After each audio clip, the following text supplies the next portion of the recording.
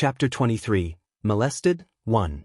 The snow fox lowered his large head in deep thought, then raised his head and looked at Lung Ruoshua. Although I am a spirit beast, I know to be grateful. You saved me, so I am willing to acknowledge you as my master, the snow fox said.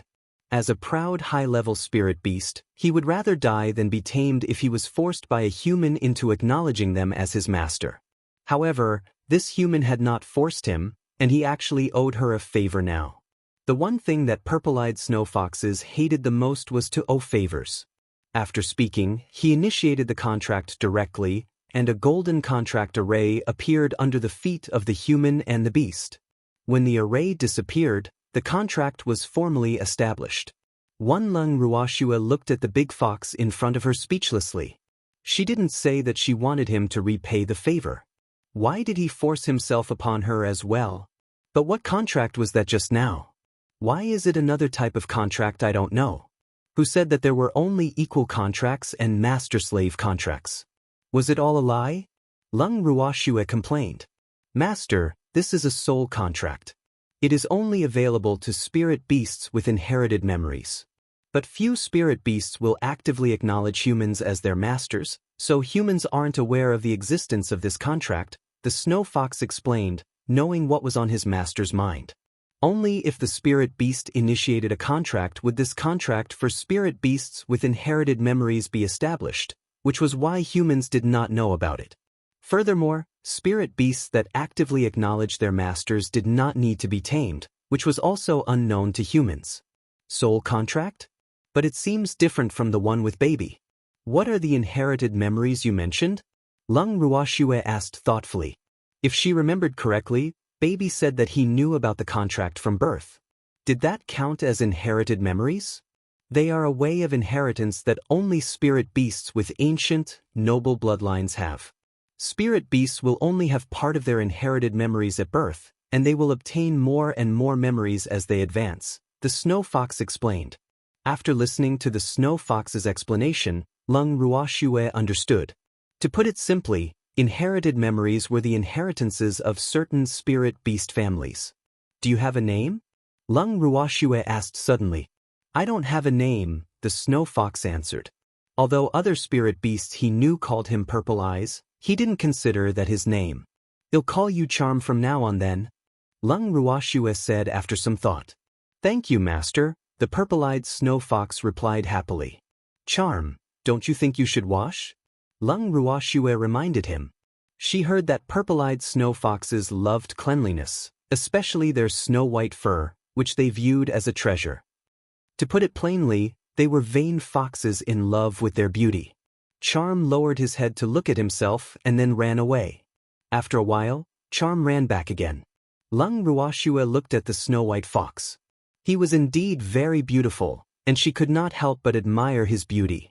Too, his snow-white fur gleamed in the sun, looking very soft and smooth. With a body more than 2 meters tall and watery amethyst-like pupils, he looked like a large plush toy. Probably no woman could refuse such a beautiful spirit beast. Master, may we not leave this place for the time being? Charm asked after some thought. Since he acknowledged her as his master, he would have to leave with her. But why? Lung Ruoshua was a little puzzled. She was here to train and would not stay in one place for too long. Moreover, she had not gone far yet because this forest was too big. Master, come with me. Master, put away this big reptile first. Charm pointed at that big block of ice. This is your trophy. How could she snatch something away from her own beast? What is mine belongs to you, master. Master, robbery in the forest is very common. No one is as kind as you, Charm said. Master is really different, not like those hypocritical, greedy humans. Am I kind? She did not think so. She was just more principled and would not rob casually. If she wanted to rob, she would rob from those not pleasing to the eye, such as the seventh prince. After storing the earth lizard in a storage ring, Lung Ruoshua followed Charm to a cave, which seemed to be his home. Are these green spirit fruits? Lung Ruoshua looked at the small tree 1/2 meter tall in front of her. On the tree, there were 5 green fruits, each the size of a baby's fist and obviously still not ripe. Yes, they are almost ripe. I've been guarding the tree for a long time. That big reptile tried to steal it from me, which was what started the fight, Charm explained. Move it to my space, Lung Ruoshua said. Green spirit fruits were also a heavenly material and earthly treasure, just not as good as those in her heaven and earth bracelet. Space? Charm looked at his master with bewilderment. Green spirit fruits were a great thing, useful to both humans and spirit beasts. Humans could increase their spiritual energy and spiritual beasts could advance if they ate them. However, it seemed as though his master was not very interested in them. Heavens! What is this place? Charm was dumbfounded as he looked at the large medicinal field in front of him. Even more dumbfounding was that he didn't recognize most of them. However, spirit beasts were very sensitive to such treasures, so he was sure that they were definitely good things, even better than the green spirit fruits he regarded as a treasure. No wonder Master wasn't too interested in the green spirit fruits. Master, this is the space I told you about. Pretty good, isn't it? It's more than good. Charm did not know what to say. He could only say that his master was really abnormal. Big sister, plant that little tree here. Qing-ju pointed to an empty field. Another 2 fields had appeared after unlocking a seal. Moreover, Qing-ju arranged and managed everything planted. But has Baby woken up? Baby became very sleepy after entering the forest, so Lung Ruoshua left him in the purple bamboo house. Not yet. Master, Charm looked at the toddler and then at his master, his fluffy face full of question marks. He is Qing-ju, the artifact spirit of the heaven and earth bracelet. Tell him if you want to enter or exit this place from now on, Lung Ruoshua explained. When the green spirit fruits are ripe, he'll concoct them into pills for you to consume, Lung Ruoshua added. Concocting pills would best preserve the medicinal value of heavenly materials and earthly treasures. Chapter 24, Molested 2, Master, you're an alchemist? Charm was pleasantly surprised. No wonder Master has such a magical pill. It only took 1 pill for my injuries to be healed and my spiritual power to be restored. It's because she's an alchemist. Hey, shall we stay here for a few days? Lung Ruoshua said after some thought. In the space, the green spirit fruits will ripen in less than 2 days. Furthermore, this is Charm's territory, so it should be safe. Thus, she decided to concoct green spirit pills before leaving. Charm nodded obediently. 3 days later, in the purple bamboo house, Lung Ruoshua looked at the translucent green pills in her palm. Although this was her first time using green spirit fruits to make pills, the result was not bad. She concocted a total of 20 green spirit pills. Green spirit pills were only intermediate pills. Through this period of non-stop practice, she could now concoct advanced pills, so green spirit pills were a piece of cake. After concocting the pills, Lung Ruoshua just emerged from the heaven and earth bracelet when she heard a furious scream. How can you acknowledge a human as your master? Immediately afterward, she was hugged by a furry spirit beast. Before she could identify the spirit beast, she was being kissed on her beautiful cheek. Am I being molested by a spirit beast? Being taken advantage of by a spirit beast was not something Lung Ruoshua could take. She glared at the spirit beast, only to see a purple fox, a very beautiful purple fox. Around 2 meters tall, he had soft and smooth dark purple fur that glistened in the sunlight, and his silver eyes were sleek and shiny. He kept yelling, "So cute! So cute!" Purple foxes, known as the nobles among the fox race, were spirit beasts with the attributes of lightning and water. There were very few purple foxes, and they were highly sought after for their precious fur by the ladies and young misses of noble families. But purple foxes that could have their fur woven into clothing were not the most pure-blooded ones but only purple-furred foxes from side branches. Although they were also called purple foxes, they were inferior. True pure-blooded purple foxes had to have silver eyes. Silver-eyed purple foxes were formidable high-level spirit beasts, and ordinary people did not dare to capture them. The purple fox before her was another high-level holy beast. He was slightly weaker than Charm and probably around level 8. Looking at his beautiful and exquisite dark purple fur, Lung Ruoxue couldn't help but extend her hand and caressed it. His fur feels good. Cool, soft and smooth. You like me, don't you? Since you touched me, you have to take responsibility for me, the purple fox, who had been caressed, said happily and shyly. The higher level the spirit beast, the more they liked beautiful things, so he liked this human. What? I have to be responsible for him just because I touched him? How does that work? Lung Ruoxue's face was dark. Stop making trouble. Go back to your territory. Charm rescued Lung Ruoxue from the purple fox's arms. This brazen cousin of his truly gave him a headache. Cousin, she's your master? The purple fox looked at Lung Ruoxue with a glow in his eyes. Charm nodded and glared at his cousin to scram and not cause any more trouble. I want her to be my master as well. After speaking, he directly began contracting with her.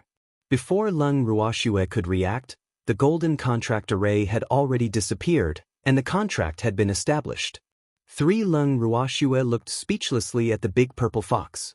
Why don't the spirit beasts I meet ask me for my opinion before contracting with me? Usually, others needed to pay beast trainers a large sum to tame and contract with a spirit beast. But her spirit beasts simply came knocking on her door. Was she just too lucky? Why did you want to contract with me? Lung Ruoxue asked curiously. Because I like you, the purple fox said shyly. What kind of reason is this? You must be joking. However, because Baby had done so before, she was now used to spirit beasts contracting her without asking her opinion and was not that angry. Master, your spirit beast affinity is especially strong, but only pure-blooded high-level spirit beasts can feel it, Charm explained, implying that she might come across more of such spirit beasts in the future. Alright, seems like I'm very attractive to spirit beasts. Lung Ruoxue decided to let the matter rest. She took out a translucent green pill and gave it to Charm. We'll leave after you advance. Thank you, Master. Charm accepted the pill happily. He had been stuck at level 9 Holy Beast for a long time, and he could finally advance today. After looking at Charm running into the cave with the pill, Lung Ruoxue turned to the purple fox. What's your name? I don't have a name, but Master can call me Darling, the purple fox said bashfully. A few drops of sweat rolled down Lung Ruoxue's forehead. What kind of fox is this? How can there be such a narcissistic and thick-skinned fox? Okay, he'll call you Darling. Lung Ruoxue had no choice but to humor this one-of-kind purple fox. My beloved master, your darling is back. Lung Ruoxue was grilling meat in the cave when she heard these cringy words coming from the distance. She looked up helplessly and saw the huge purple fox descending from the sky. The purple fox definitely couldn't fly. He had hopped down from a giant eagle.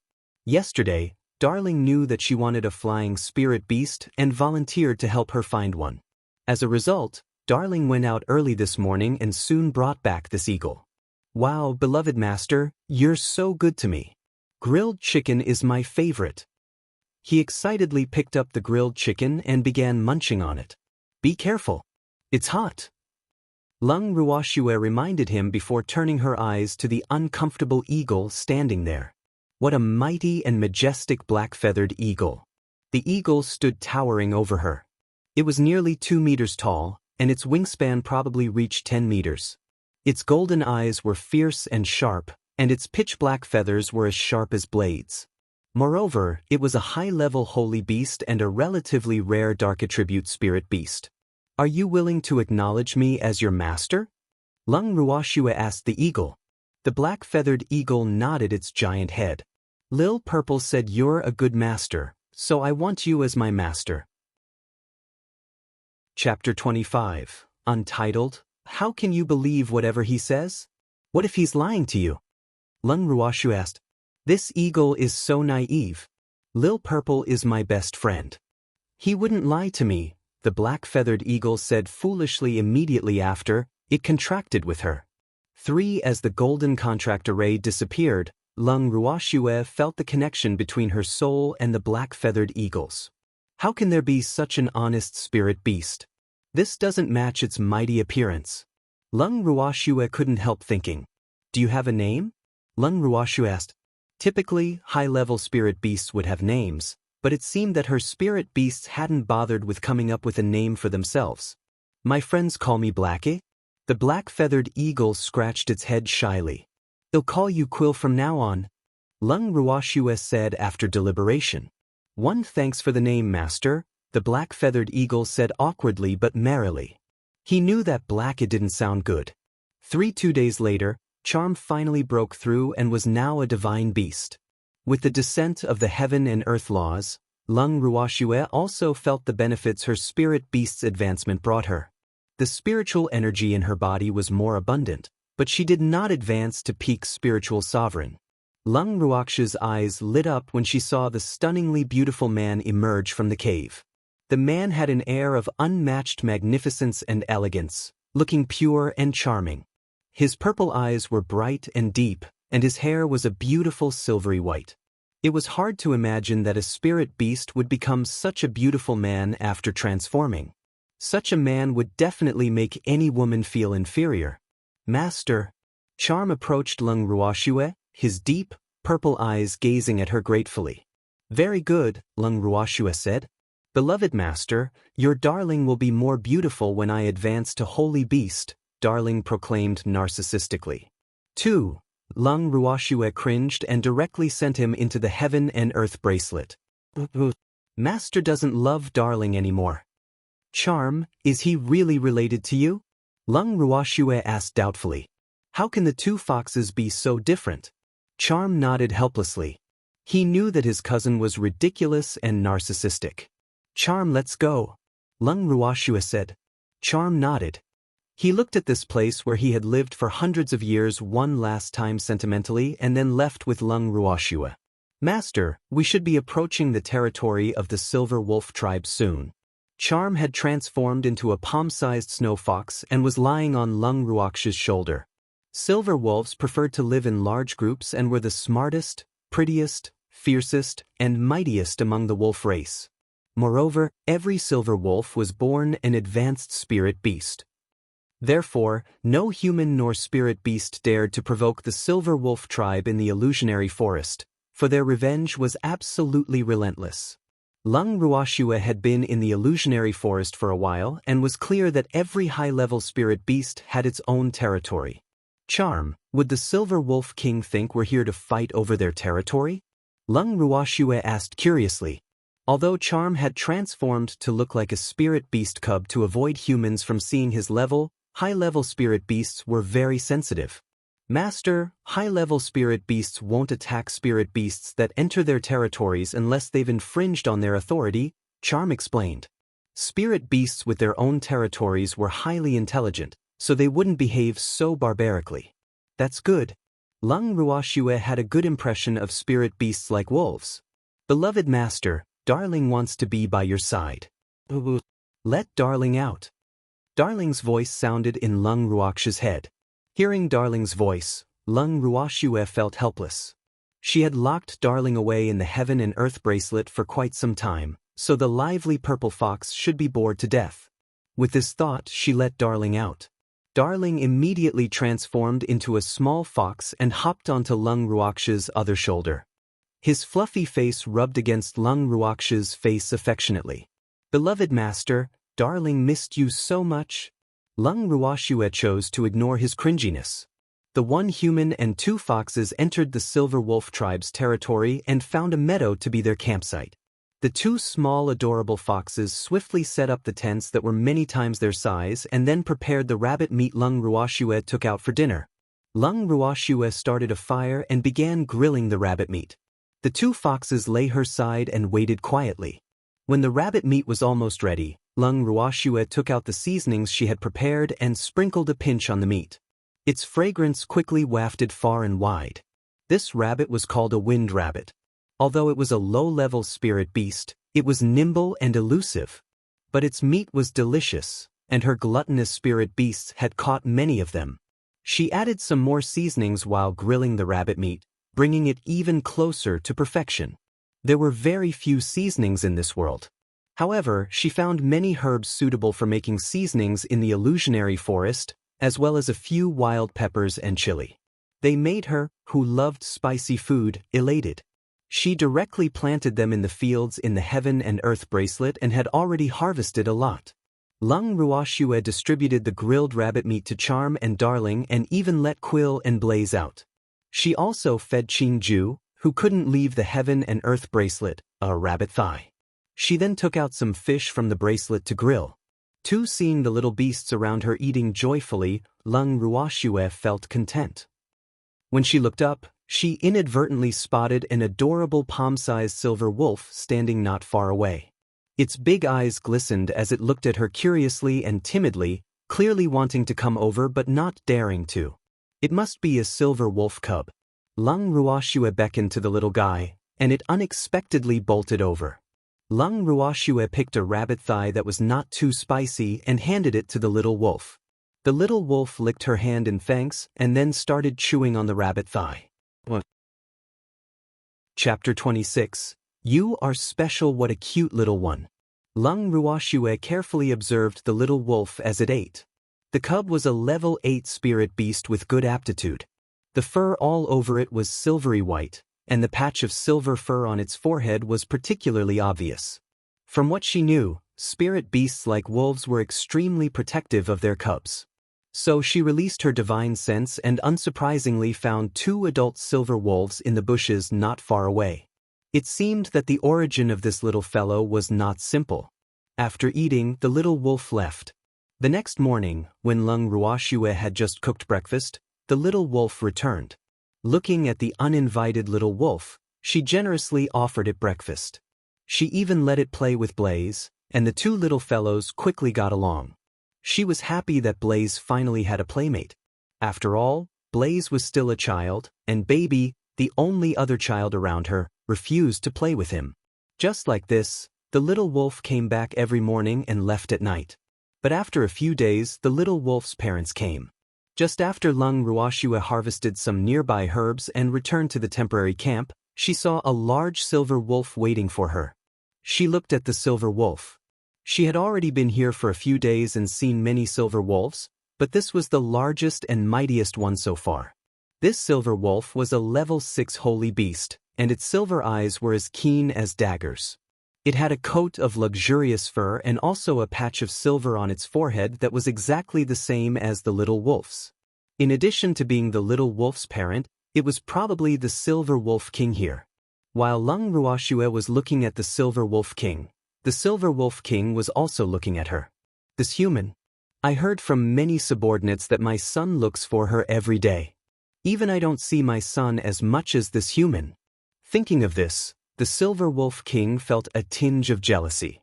In fact, from the moment Lung Ruoxue set foot on his territory, he already knew. However, all she did was pull out weeds every day or practice spiritual skills with his subordinates. She even took good care of his son. Besides, she didn't do anything to harm the silver wolf's tribe, so he didn't mind her. But as more and more of his subordinates praised her, he couldn't help but become a little curious. It had to be known that spirit beasts, especially high-level ones, loathed humans. In their eyes, humans were greedy, hypocritical, and shameless. Moreover, silver wolves were very proud spirit beasts. For this human to gain the approval of so many of his subordinates, it was a testament of this human's uniqueness. It seemed that she was different from other humans. I am Concord, the king here, the silver wolf king introduced himself. Lung Ruoxue. Lung Ruoxue looked at the silver wolf king doubtfully, not knowing why he looked for her. She knew that high-level spirit beasts were as intelligent as humans. Furthermore, she heard from Charm that except for some naturally brutal and bloodthirsty spirit beasts, the vast majority of high-level spirit beasts would not actively attack humans unless provoked, despite not liking humans. Although Charm was around, she was unwilling to annoy this tribe of spirit beasts who liked to hold deep grudges, not to mention that she had a good impression of silver wolves. I shouldn't have provoked them, right? I merely found some silver wolves to practice occasionally. And I even grilled meat for them to repay them. You are special. After speaking, the silver wolf king turned around and left. Seeing the silver wolf king leave, Lung Ruoxue was flabbergasted. Did he come here just to say, "You are special to me"? One master, the silver wolf king specially came to see you, whispered the transformed Charm, who was lying on her shoulder. Charm, what should we have for dinner? Lung Ruoshu asked. She didn't want to intertwine over the matter. Besides, the Silver Wolf King probably meant no harm. I want to eat grilled fish, Charm said shyly. The fish from the space was really too delicious. Okay, let's grill fish. Lung Ruoshue also liked fish. From the Heaven and Earth bracelet, she took out a few large fishes that each weighed 5 kilograms. Charm took the initiative to clean them, and Lung Ruoshue released Darling to help. After the preparations were finished, guests came. Lung Ruoshue looked at the little wolf who came every day. This time, he was not alone. By his side were 2 silvery white wolves. One of them was the Silver Wolf King she had just met, and the other was slightly smaller than the Silver Wolf King and was a level 3 holy beast. If she was not mistaken, it should be the queen of the Silver Wolf tribe, the little wolf's mother. It seemed that the family of 3 were here for a meal. Lung Ruoshue helplessly took out a few rabbits from the Heaven and Earth bracelet, the smallest of which weighed about 5 kilograms. This should be enough. Fortunately, I taught Charm how to grill meat. Otherwise, I would be seriously exhausted. The family of 3 had a very satisfying meal. And from then on, they frequently came for meals. Furthermore, Lung Ruoshue gained a better sparring partner. Lung Ruoshue looked at the sword with a thin and sharp blade in her hand. It was a spirit artifact that she had refined herself. Although she was not too satisfied, she could make do with it for now. After all, although spirit artifact-grade weapons were not the best on the Lingfeng continent, they were not bad. Holding the sword, Lung Ruoshue stood opposite the Silver Wolf King and was ready to begin sparring. Concord, you're not allowed to go easy on me, or else I won't give you any food, Lung Ruoshue reminded. She didn't dare to let her own beasts be her training partners, lest they became hurt. Even if she did, she wouldn't go all out. Thus, she could only find the lower-level silver wolves. But they were not on par with her individually, and the training effect wasn't much, so she would request to fight with a few dozen at once. The Silver Wolf King was different, as he was a level 6 holy beast, which was equivalent to peak spiritual sovereign. In fact, he was only slightly stronger than her, so he was definitely the best sparring partner. Furthermore, he was very experienced in combat, which allowed her to learn a lot. Of course I want, the Silver Wolf King said seriously. Then let's begin. Lung Ruoshue initiated attacking. Her sword flashed as she charged forward. Her sword technique was called Meteor Sword Technique, a technique that was part of the heaven-defying art. This sword technique was known for the sword beams that would shoot out from all directions like shooting stars, making it difficult to defend against. Whether it was single or group combat, the strike to the enemy would be fatal.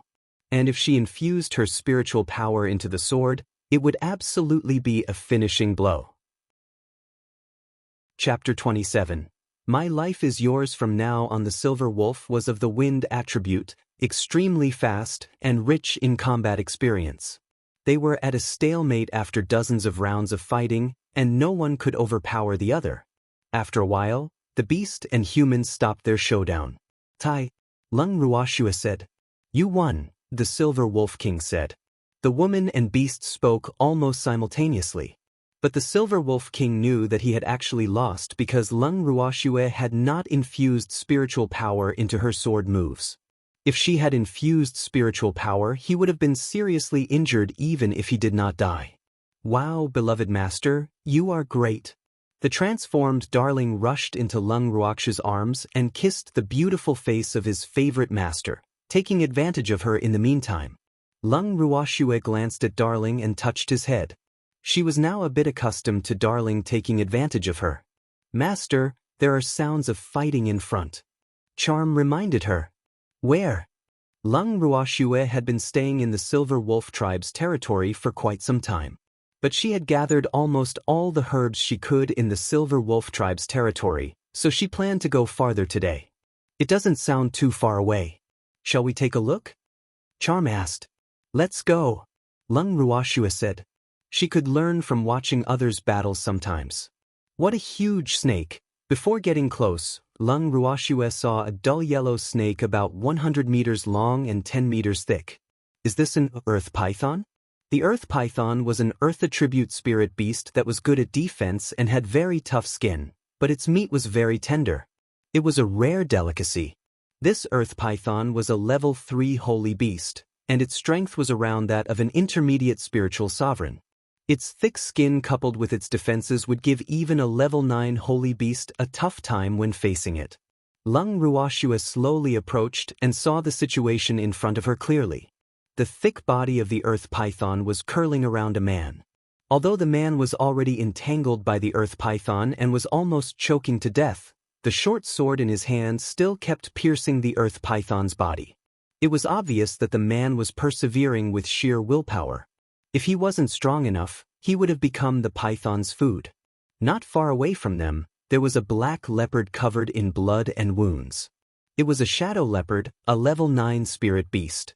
It had the attributes of darkness and wind, which was very rare, allowing it to be good at stealth and be fast. It was obviously about to perish but still jumped onto the python to attack it with its sharp claws. But such attacks were just like tickles to the python. It was clearly a one-sided battle. "Shadow, quickly run away. Leave me," shouted the man, who was about to be suffocated by the earth python. "Master, I won't go.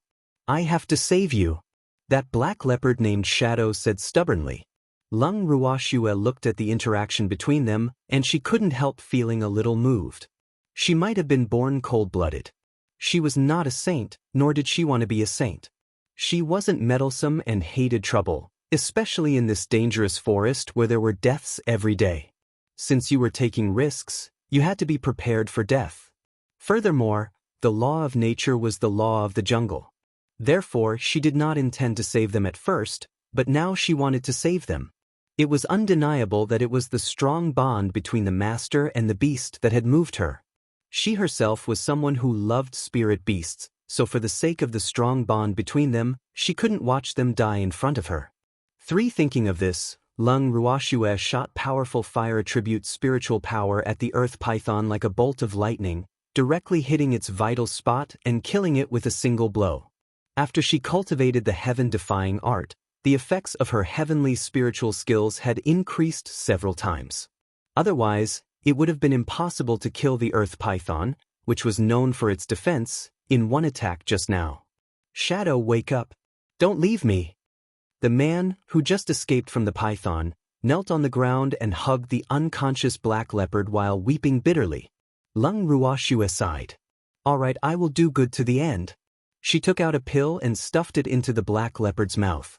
It did not take long for the unconscious and wounded black leopard to wake up. "Master." The black panther looked at its master, who was already safe, and licked his face happily. "Shadow, you're all right. Great." The man looked at Shadow excitedly. Although there were bloodstains on its body, its injuries were all healed. At this moment, he remembered he hadn't thanked their savior yet and felt that he was being a little rude. "Thank you for saving me and Shadow. My life is yours from now on." The man raised his head to see his savior. He was stunned into a trance momentarily, thinking that a beautiful and noble goddess had saved him. But he quickly returned to his senses and looked seriously at the beautiful woman in front of him, unable to look away. "What would I want your life for?" Lung Ruoshua said indifferently, her beautiful eyes looking at the man in front of her. He was very young, at most in his early 20s, with good features, resolute and clean-cut. Although he was not very handsome, he was very masculine, and his temperament was outstanding. His cultivation level was not very high and only at great spiritualist. "I can do anything as long as you ask me to," that man said resolutely. "Really? Even if I ask you to murder, set fires, rob houses, and other things against your conscience?" Lung Ruoshua deliberately asked. She could see that this man was a firm and upright person. This person could become a trustworthy partner who would not betray her. However, she wanted to know how far he would go and whether or not he was qualified to be her partner. She did not want someone pedantic who was not pragmatic and flexible to be her partner. "Yes, I will do anything you ask of me, even if it goes against my conscience." He had almost died once and was only alive now thanks to her life-saving grace. Not only did she save him, but she also saved his best partner, so he had to repay this favor. What is your name? Lung Ruoshu asked. Feng Moran. Chapter 28. Partner 1. Lung Ruoshue. Lung Ruoshue? Feng Moran couldn't help being a little surprised. What? Lung Ruoshue asked when she saw his surprised expression. Nothing. I also know someone named Lung Ruoshue, Feng Moran quickly explained. Is the Lung Ruoshue you know a simpleton? Lung Ruoshue asked in realization. Has my reputation already spread to the illusionary forest? How do you know? Feng Moran asked strangely. I used to be that simpleton, Lung Ruoshue said lightly. Feng Moran was speechless. It was too much of a coincidence, and he couldn't help feeling a little skeptical. Didn't everyone say that Lung Ruoshue is a simpleton? But this woman seems to be pretty smart. What simpleton can kill a holy beast? If there's really such a simpleton, then I would rather be a simpleton. Are you really that Lung Ruoshue? Feng Moran asked with uncertainty. Could there be another Lung Ruoshue in this world? Lung Ruoshue asked in return. Do you know Lung Ruoshue? Lung Ruoshue asked curiously. Am I really that famous? I don't know her, but I've heard of her, Feng Moran explained. Seems like I'm really famous. Lung Ruoshue felt a little depressed. You don't have to be sad. My reputation isn't so good either. Feng Moran couldn't help but want to comfort her after seeing how she suddenly turned silent. Sad? Do I look sad? Why is his reputation not good? Lung Ruoshue looked at him curiously. I'm the trash eldest son of the Feng family, Feng Moran said. A great spiritualist is trash? Lung Ruoshue really couldn't understand. Is it possible that everyone in his family is spiritual monarch and above? However, she never expected that the person she saved was the eldest son of the Feng family. My aptitude is the worst in my family, Feng Moran explained. The Feng family was one of the 5 great families. Although he was the eldest son of the main branch, his aptitude was not good enough, so he was despised within the family and gradually became the trash eldest son in everyone's mouth. Alas, this is probably the sorrow of a big family. In an ordinary or small family, a great spiritualist is highly valued. Are you willing to be my partner? Lung Ruoshue asked after some thought. She didn't want an obedient subordinate who only followed her orders. What she wanted was a partner who could fight alongside her, was trustworthy, and would never betray her. She valued character more than strength. I'm very weak, Feng Moran said, a little flustered. To be honest, he hadn't thought about being her partner. It was not that he didn't want to, but that he felt that he was unqualified. With his strength, not only would he be unable to help, on the contrary, he might drag her back. Therefore, he wanted to repay her by being a mere servant. I don't care about your strength. What I want is your character. My partner must be trustworthy, will never betray me, and can fight side by side with me. Lung Ruoshue explained, knowing his concerns. Partners were more important than friends. Partners and subordinates had to be loyal, but partners were different from subordinates. The relationship between partners was equal. They had to respect each other, trust each other, and never betray each other. You don't know me, Feng Moran said. It's enough for me that you stuck by your spirit beast. Shadow is my most important family and my only friend, Feng Moran said as he caressed Shadow's black fur. I am willing to be your partner, and I will never betray you. Feng Moran had thought it through. What's there not to be confident about since she doesn't dislike my low level and poor strength? Besides, I may be weak now, but it doesn't mean that I will never be able to break through. I can't change my aptitude, but I can work several times or even dozens of times harder than others. I believe that I will become a powerhouse one day. But then from now on, you are my partner. Lung Ruoshue took out a pill and motioned for him to take it to heal his injuries first. His injuries might not be serious, but he shouldn't continue bleeding like this. My injuries aren't serious, so I don't need such a precious pill. He knew the value of pills, especially in this dangerous forest. Even the most common pill was very precious. I'm an alchemist. I have plenty of them. Feng Moran was speechless. She possessed such strength, and she was even an alchemist. How could others live with someone like her around? But after hearing that she was an alchemist, Feng Moran did not decline. He took the pill and put it in his mouth, and his injuries healed instantly. I'm going to change my clothes? Feng Moran looked at his tattered and bloody clothes, a little embarrassed. Change later. It's getting dark, so let's leave this place first. Lung Ruoxue said. Of course, she did not forget to put away her spoils before leaving. But the smell of blood on my body will attract other spirit beasts. Feng Moran was somewhat concerned.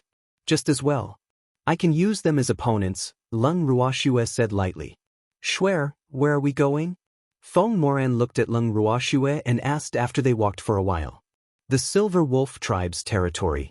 It's too dangerous. Let's go somewhere else. Feng Moran advised. Silver wolves were too fierce and difficult to deal with, so no one dared to provoke them. Dangerous? I've been staying there for a while. Lung Ruoxue looked at him innocently. Just as they were talking, a silvery white little wolf ran out from nowhere. Big sister, Feng missed you so much? Feng Moran looked at the silvery white little wolf in a daze. He was rubbing Lung Ruoxue's calf with pride and kept calling her big sister. Is this a silver wolf cub?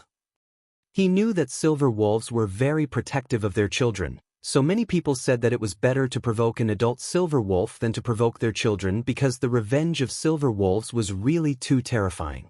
But this little wolf obviously knew Schwer, which made him a little dumbfounded.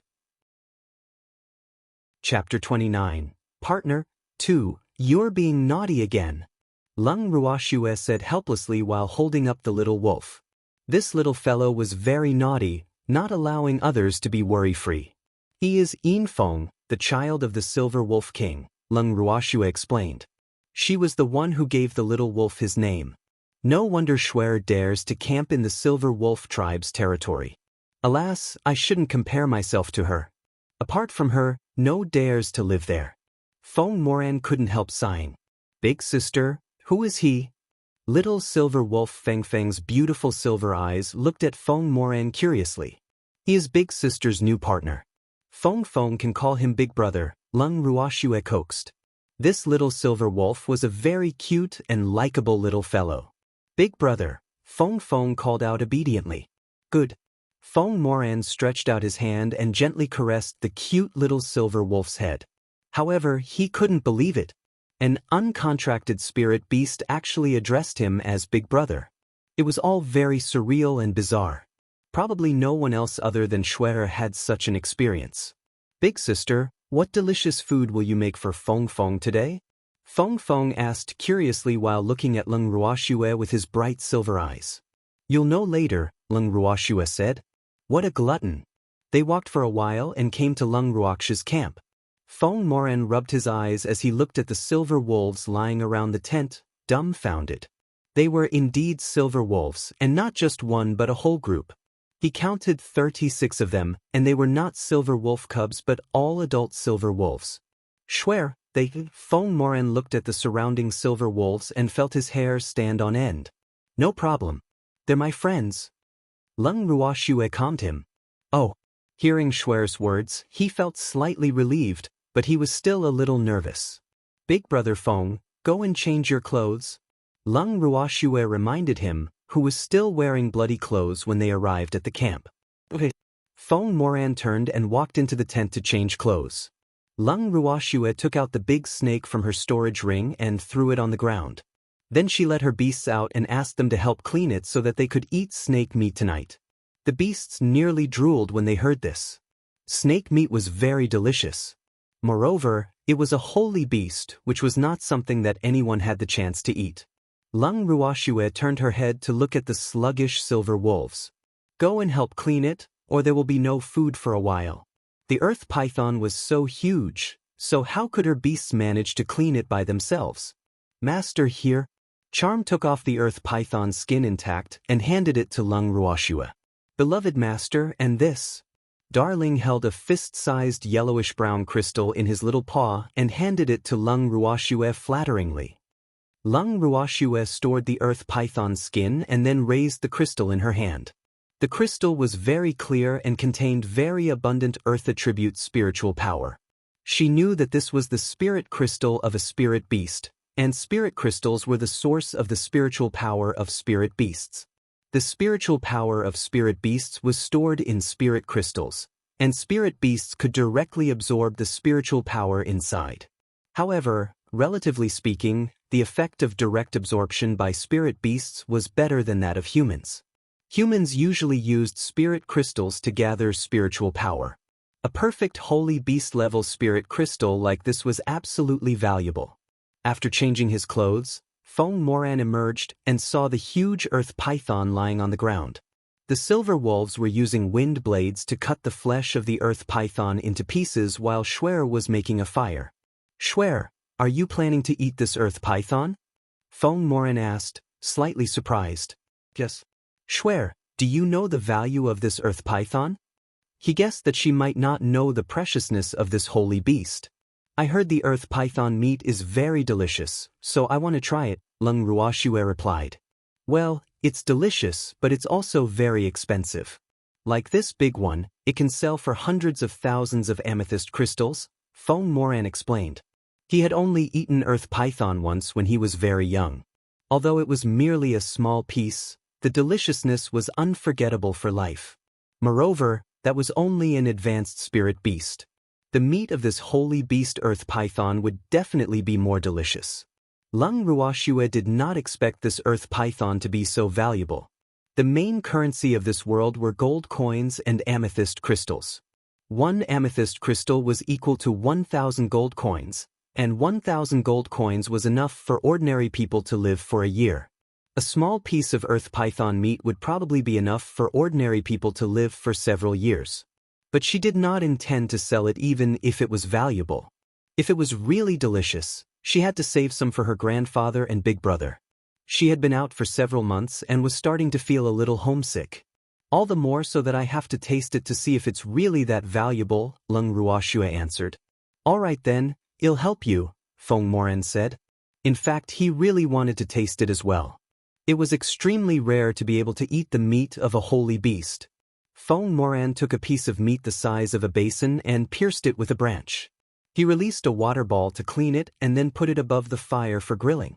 Just after grilling it for a bit, a delicious smell wafted through the air. "It smells so good," Lung Ruoxue couldn't help exclaiming.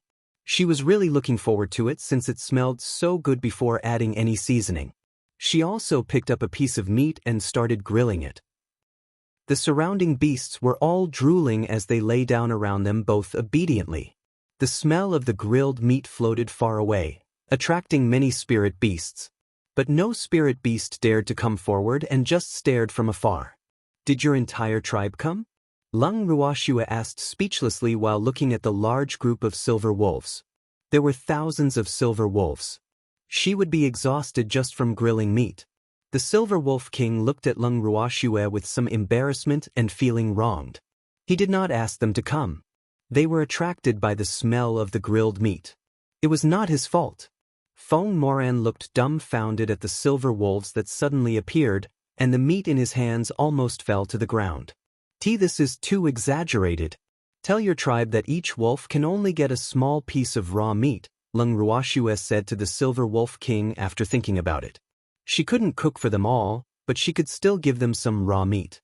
After all, she had lived in the Silver Wolf tribe's territory for so long, and she had formed a good relationship with these silver wolves. Chapter 30. Another freeloader's thank you, the Silver Wolf King said with gratitude.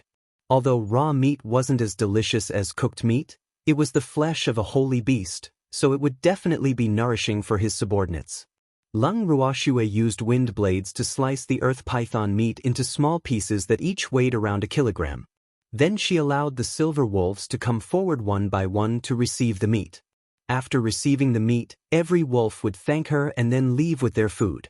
After all the silver wolves finished receiving the raw meat and left, Lung Ruoxue looked at the remaining earth python meat. Fortunately, the snake was big enough. After giving out so much, there's still more than half left. She counted the number of silver wolves still around.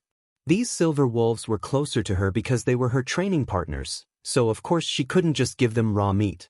She left enough meat to eat and then put away the rest. She, Charm, and Fong Moran busily grilled for almost 2 hours before cooking all the meat. After the wolves received their portion, They would find their favorite spot and begin eating. As for the Silver Wolf King's family, they sat around Lung Ruoxue with her beasts and had a sumptuous feast. What seasoning is this? It's really fragrant. Feng Moran couldn't help asking as he ate. It was spicy, numbing, and very flavorful. Chili, pepper, and cumin, Lung Ruoxue said. She found cumin just recently. I've heard of chili, but it's too spicy. No one eats it. I'm not too sure what pepper and cumin are, Feng Moran said in puzzlement. Lung Ruoxue showed him a few grains of pepper and cumin. They're so small but taste so good. Amazing. Feng Moran was surprised. The meat smells so good. May I have a piece? A pleasant male voice suddenly sounded. Yet another freeloader. This was Lung Ruoxue's only thought after hearing these words. Once she looked at the source of the voice and saw a man of noble temperament and extraordinary bearing. His delicate facial features were so beautiful that it was capable of causing the downfall of a nation. His alluring pupils were as black as ink and could capture the souls of others, and his silky smooth fair skin would make any woman jealous. He was truly a freakishly enchanting man of unparalleled beauty. Beauty capable of causing the downfall of a nation was usually used to describe women, but Lung Ruoxue couldn't find a better description for him. If her big brother was an untainted immortal, and Charm was a pure and charming fairy, then this man was a peerless freak beyond this world. He was the best-looking man she had ever seen. Although she wasn't one to lose herself in beauty, in the face of such beauty, she couldn't help but glance at him more. Which family is he from? They should take him back quickly. This kind of freakish beauty shouldn't be allowed out. Lung Ruoxue couldn't help quipping. One may I? The stunningly beautiful man looked at her pitifully, tears faintly glimmering in his black eyes. Lung Ruoxue was at a loss for words. Please, please, please don't look at me like that, okay? It's not like I've bullied you. His eyes didn't have such a pitiful look a moment ago. Ah, why do I always meet manipulative guys who like to pretend to be pitiful? One Lung Ruoxue helplessly gave them 2 pieces of meat while finally glancing over at the other man. He was also handsome but overshadowed by the freak. Thank you. Yi-Chen. What's your name? Asked the freakishly beautiful man, Yi-Chen, as he stared at Lung Ruoxue with his shiny black eyes. Yi-Chen? Sounds familiar. I think I've heard of the name somewhere before. Lung Ruoxue, and he is my partner, Feng Moran. What a coincidence. My fiancé is also named Lung Ruoxue. Yi-Chen, the freak, smiled charmingly from ear to ear. She was speechless. No wonder his name is so familiar. This is the name of the fiancé tossed to the back of my mind. Isn't he supposed to be weak and sickly? He doesn't look weak and sickly. Stop smiling. Lung Ruoxue was somewhat annoyed. Don't you know that you're already too freakishly good-looking? Smiling so charmingly and attractively, do you want to make me commit a crime? Upon hearing this, the freak Yi-Chen smiled even brighter.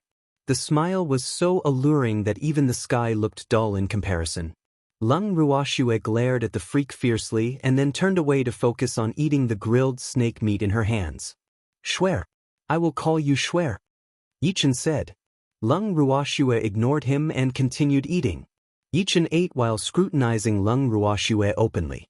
His stare made her uncomfortable all over, so she simply went to a corner to eat.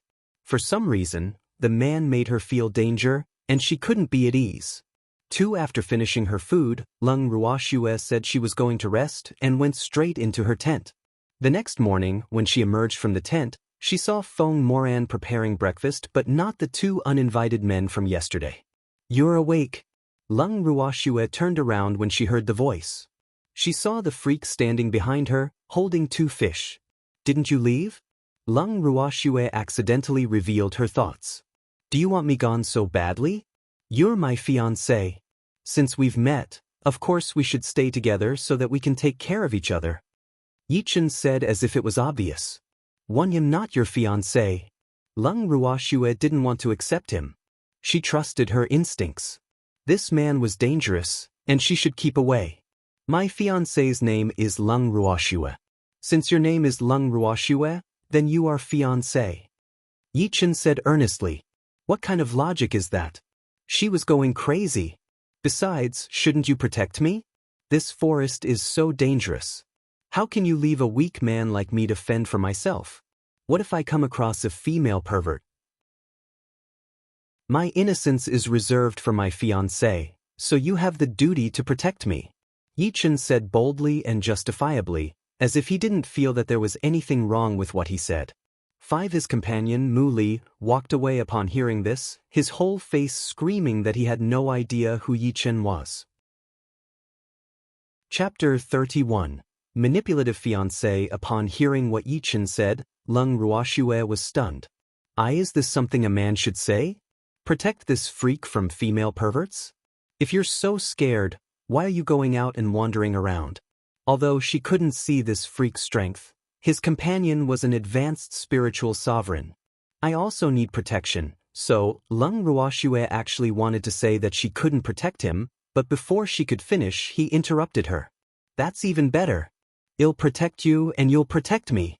Well, protect each other. Yichen smiled brightly. Leng Ruoxue felt helpless. She could tell that the man was planning to rely on her. Swear, I've prepared breakfast, Feng Moran said. Okay. Leng Ruoxue decided not to intertwine over the matter. If he wants to rely on me, there's nothing much I can do. I'll just enjoy breakfast first. After breakfast, Leng Ruoxue gave Feng Moran a pill. Big brother Feng, go and break through. Is this a spiritual essence pill? Feng Moran looked at the pill in Shuer's hand in astonishment. He knew that she was an alchemist, but he didn't expect her to be able to concoct spiritual essence pills. Doesn't this mean she's already a master alchemist? Although master alchemists were not top tier, they were highly sought after by major forces. Yes. After you advance, we'll leave here, Leng Ruoxue said. She had stayed here for a while and almost finished picking all the herbs, so it was time for her to move on. With a grateful look, Feng Moran took the pill from Shuer and entered his tent. After seeing him enter his tent, Leng Ruoxue set up a barrier around it to prevent him from being disturbed. Shuer, let's have grilled fish for lunch. Yichen didn't want to be ignored and pestered her. We just had breakfast, Leng Ruoxue said. Another glutton? Let's prepare first. Yichen looked at the stunning beauty pitifully. Then go and prepare, Leng Ruoxue said helplessly. Hearing her words, he took off to prepare for lunch happily. 2 hours later, Leng Ruoxue sensed more and more spiritual energy flowing toward Feng Moran's tent and knew that he was about to break through. Seems like the spiritual essence pill is effective. An hour later, as the heaven and earth laws faded away, Feng Moran emerged from his tent, looking refreshed and elated. Shuer, thank you. Feng Moran's eyes glittered like stars as he looked at Leng Ruoxue with gratitude. Although he was the eldest son of the main branch of the Feng family, he was not qualified to take a spiritual essence pill due to his lacking aptitude in such a top-notch family with abundant talents. He didn't expect to meet Shuer and change his fate. I, Feng Moran, am willing to follow Leng Ruoxue all my life and will never betray her, Feng Moran suddenly declared solemnly. With that, a contract array descended, covering them in it. Follower contract. Big brother Feng, Leng Ruoxue didn't know what to say. She just looked at Feng Moran slightly reproachfully. She knew that he wanted to thank her, but he didn't have to use this method. The follower contract was one of the severest contracts between people on the Ling Feng continent. The follower in the contract had to be forever loyal, and betrayal was impermissible regardless of thought or action. Otherwise, the follower would be obliterated by heaven and earth laws. Big brother Feng, go wash up and change your clothes. Seeing that things had already unfolded like this, Leng Ruoxue knew that it was meaningless to say anything else. But she knew that she couldn't only treat Feng Moran as a partner anymore but also as a family member. Feng Moran looked down and realized that a grayish-black substance giving off a peculiar smell was covering his body. He blushed and hurried to the nearby river to wash up. It seems that adding jade elixir to spiritual essence pills has the effect of remolding the body. Jade elixir was a spiritual liquid produced by heaven and earth, and it had the effect of remolding your body and changing your physique. Of course, Qingju had told her this because there was a jade elixir spring in the heaven and earth bracelet that had been producing it for hundreds of millions of years. It was the milky white fluid that exuded an exotic fragrance. As for additional effects, even Qingju didn't know. Although she had concocted a lot of spiritual essence pills with jade elixir added, she had left most of them with her grandfather, so she didn't know exactly what had changed with the new spiritual essence pills. However, she knew that the effect was definitely better than the original. Is this me? After washing, Feng Moran looked in disbelief at his smooth and supple skin. Hey, why are you in a daze there? Darling, who came to look for him, yelled impatiently. Isn't it just slightly fairer skin and a better complexion? Why are you overreacting? If you follow my beloved master, things like these will happen all the time. Your ability to bear surprises is too bad. You have to work on it. Darling taught him. Hurry up and go back to pack up. We're leaving in the afternoon, Darling urged. Okay, Feng Moran replied.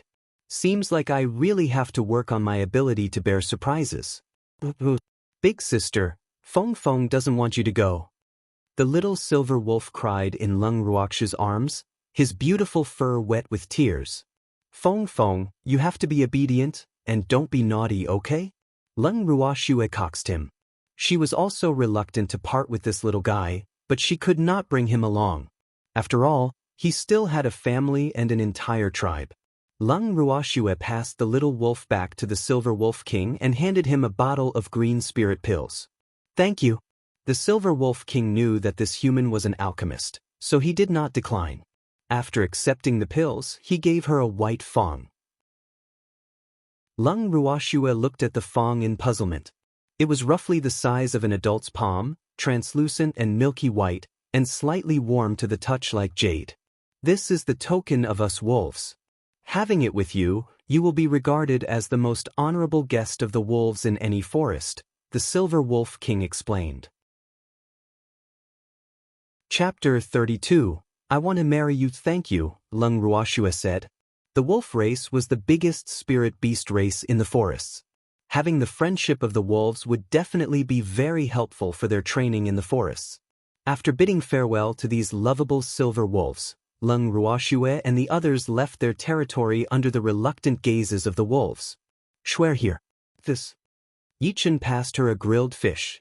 They had left the Silver Wolf tribe's territory for a few days, but her spirits were still down, so he was worried about her. He really wanted to go and capture some silver wolves to contract them with her. Thank you. Leng Ruoxu accepted the fish and took a bite. Suddenly, a piercing wolf's howl resounded. What was that? Leng Ruoxu asked Charm, who was lying on her shoulder. A signal for the wolves to gather, Charm explained. Humans might not understand the howls of spirit beasts, but other spirit beasts could. Oh. Just as Leng Ruoxu was about to continue asking, a mercenary team of roughly a dozen people approached them. Greetings, everyone. It's getting late, and we can't find a suitable place to camp. Can we share this place with you? A man in his 40s asked politely. He should be the leader of this team. If I said no, would you leave? Yichen said with a faint smile. They look calm on the surface, but there's a panic in their eyes. They must have gotten into some trouble. Wanting to share the camp is fake. Their real intention is to drag us into it and have us fight for them if anything goes wrong. We won't be taken advantage of so easily. Moreover, trouble that an intermediate spiritual sovereign can't solve is definitely big trouble. Us choosing this place to camp is your good fortune. Stop being ungrateful and making a fuss and make some room for us. A snobbish and arrogant female voice sounded. Shut up, the middle-aged man yelled. He had had enough. Third uncle, the snobbish young lady said in dissatisfaction. We really can't find a better spot to camp. Please help us. We will never forget your kindness. The middle-aged man said courteously and smiled friendly. We are from the Su family. It is your honor to have us stay here for the night. The snobbish young lady couldn't help interjecting again. The Su family of the 5 great families? Leng Ruoxu finally spoke. Of course we are. Let me tell you, it's your honor that we're willing to stay at your shabby little place. The young lady said arrogantly. Yes, we should be honored. Are you related to Su Nair? Lung Ruoxue asked lightly. She's my elder sister. Do you know her? No. But I've heard her name. Of course. My sister is second on the Ling Feng Continent beauty rankings, and many people know her, the young lady said arrogantly, as if she herself was second. All right, let them stay. Lung Ruoxue looked at Yi Chen and then went back into her tent. You can stay, but don't stay too close to us, Yi Chen said coldly. The Su family? Thank you. The middle-aged man thanked them and then organized his group to set up camp. The snobbish young lady didn't have anyone around her now, and she looked around curiously. Liner, don't wander around, the middle-aged man warned. I know, Su Liner said impatiently, but her eyes kept looking around. What's so good about this place? Why does third uncle insist on camping here? Suddenly, Su Liner's gaze stopped, and she couldn't move her eyes away. What a beautiful man. Although he's standing in a dark corner, his brilliance can't be covered. He was the best-looking man she had ever seen, and her heart was racing. It was as though only she could see this peerlessly beautiful man in the world. I want to marry you. With starry-eyed infatuation and a love-struck gaze, Su Nair dashed to right in front of Yi Chen. There was even some dubious liquid flowing at the corner of her mouth. Everyone was flabbergasted by what she said. Yi Chen stood there expressionlessly and gazed coldly at the love-struck fool. You're not worthy, Yi Chen said impatiently as the murderous gaze in his eyes fleeted away. Do you know who I am? I am the most pampered second young lady of the Su family. I am giving you face by taking a fancy to you. Don't be so ungrateful. Or else you will regret it later. Su Liner screamed hysterically. She finally liked a man, but he unexpectedly didn't appreciate it. Not far away, Mu Li and Feng Moran watched this ridiculous scene, flabbergasted. What is this? Not to mention the two of them, even the mercenaries who came with Su Liner felt a little embarrassed. They couldn't understand how she could behave like this in this critical and perilous situation. Liner, stop making a fool of yourself, shouted the middle-aged man, whom Su Liner called third uncle. Even I can't tell how powerful he is. That's why I choose to camp here brazenly. How will she ever be worthy of him? Shut up. Don't meddle in my affairs. Don't think you're really my third uncle just because I call you that. You are just someone born of a concubine. You don't have any rights to control me. Su Liner said disdainfully. If her mother didn't tell her to behave before she came out and that he was a spiritual sovereign, she wouldn't even call him third uncle. But he actually thought that he really was her elder, and he had been ordering her around and criticizing her all along the way, trying to manage everything. She had long been displeased with him. You, the middle-aged man almost fainted from anger. The Su family truly taught you well. Worthy of being one of the 5 great families. Lung Ruoxue walked out of her tent when she heard what they said. With the excitement outside, she wanted to join in on the fun. Who are you to say that? Su Liner was agitated when she saw the stunningly beautiful woman capable of causing the downfall of a nation. Although Su Liner knew that she wasn't as attractive as her sister, Su Nair, she was still very confident about her beauty. But this woman was even more beautiful than them. Rather, she was even more beautiful than Shui Xinran, the first beauty of the Ling Feng continent. She was already very upset by the fact that Shui Xinran was more good-looking than them, but now there was an even better-looking one. They couldn't do anything to Shui Xinran, but couldn't she do something about this woman? Chapter 33. It's exactly you that am hitting. Wife, someone wants to snatch your man. You have to protect me. Yi Chen immediately looked at Lung Ruoxue pitifully when he saw her come out of her tent. One Lung Ruoxue glanced at him and then ignored him. After spending a few days together, she had become familiar with his tasteless words and behavior. Wife? Su Liner looked at Lung Ruoxue with even more jealousy. Then she must die. Suddenly, a group of silver wolves approached and surrounded them. The mercenaries, who were petrified ever since seeing Lung Ruoxue, suddenly returned to their senses when they saw the silver wolves. We still couldn't run away? They really hated the arrogant Su family's young lady. They were just mercenaries and only here for money. But none of them wanted to risk their lives for that little amount of money. Lung Ruoxue looked at the silver wolves in confusion. What are they doing here? The tall silver wolf king emerged from the group. His furry face was elated when he saw Lung Ruoxue. He turned back and barked softly. The wolf queen also emerged while holding a group of bloody flesh in her mouth. She walked to Lung Ruoxue and tearfully lowered the group of badly mutilated flesh in front of her. Lung Ruoxue looked at the barely recognizable group of bloody flesh and was heartbroken. Little Feng Feng. The others, including Yi Qin, crowded over. Although they hadn't spent much time with the little wolf, all of them really liked the adorable little guy. Everyone felt heartbroken seeing him like this. Lung Ruoxue squatted in front of Feng Feng and checked his breath with her fingers. He was still breathing but extremely weakly. Without hesitation, she took out a pill and stuffed it into the little wolf's mouth. Then she looked up at the silver wolf king. What happened? Lung Ruoxue asked angrily. It's them. The silver wolf king stared daggers at Su Liner and the group of mercenaries. You did this? Lung Ruoxue looked at them coldly. She had not been so angry ever since coming to this world. Yeah, so what if I did? I liked it and wanted it to be my spirit beast, but it refused. Su Liner said in annoyance. In her mind, she always believed that anything she wanted had to be hers. If she couldn't obtain it, she would rather destroy it than let anyone else get it. She didn't feel that she was at fault at all. The people of the Su family are truly overbearing. Lung Ruoxue said scornfully. What she despised the most were the unreasonable and rampant children of the rich and powerful who did whatever they wanted just because of their background. Big sister, Feng Feng finally found you.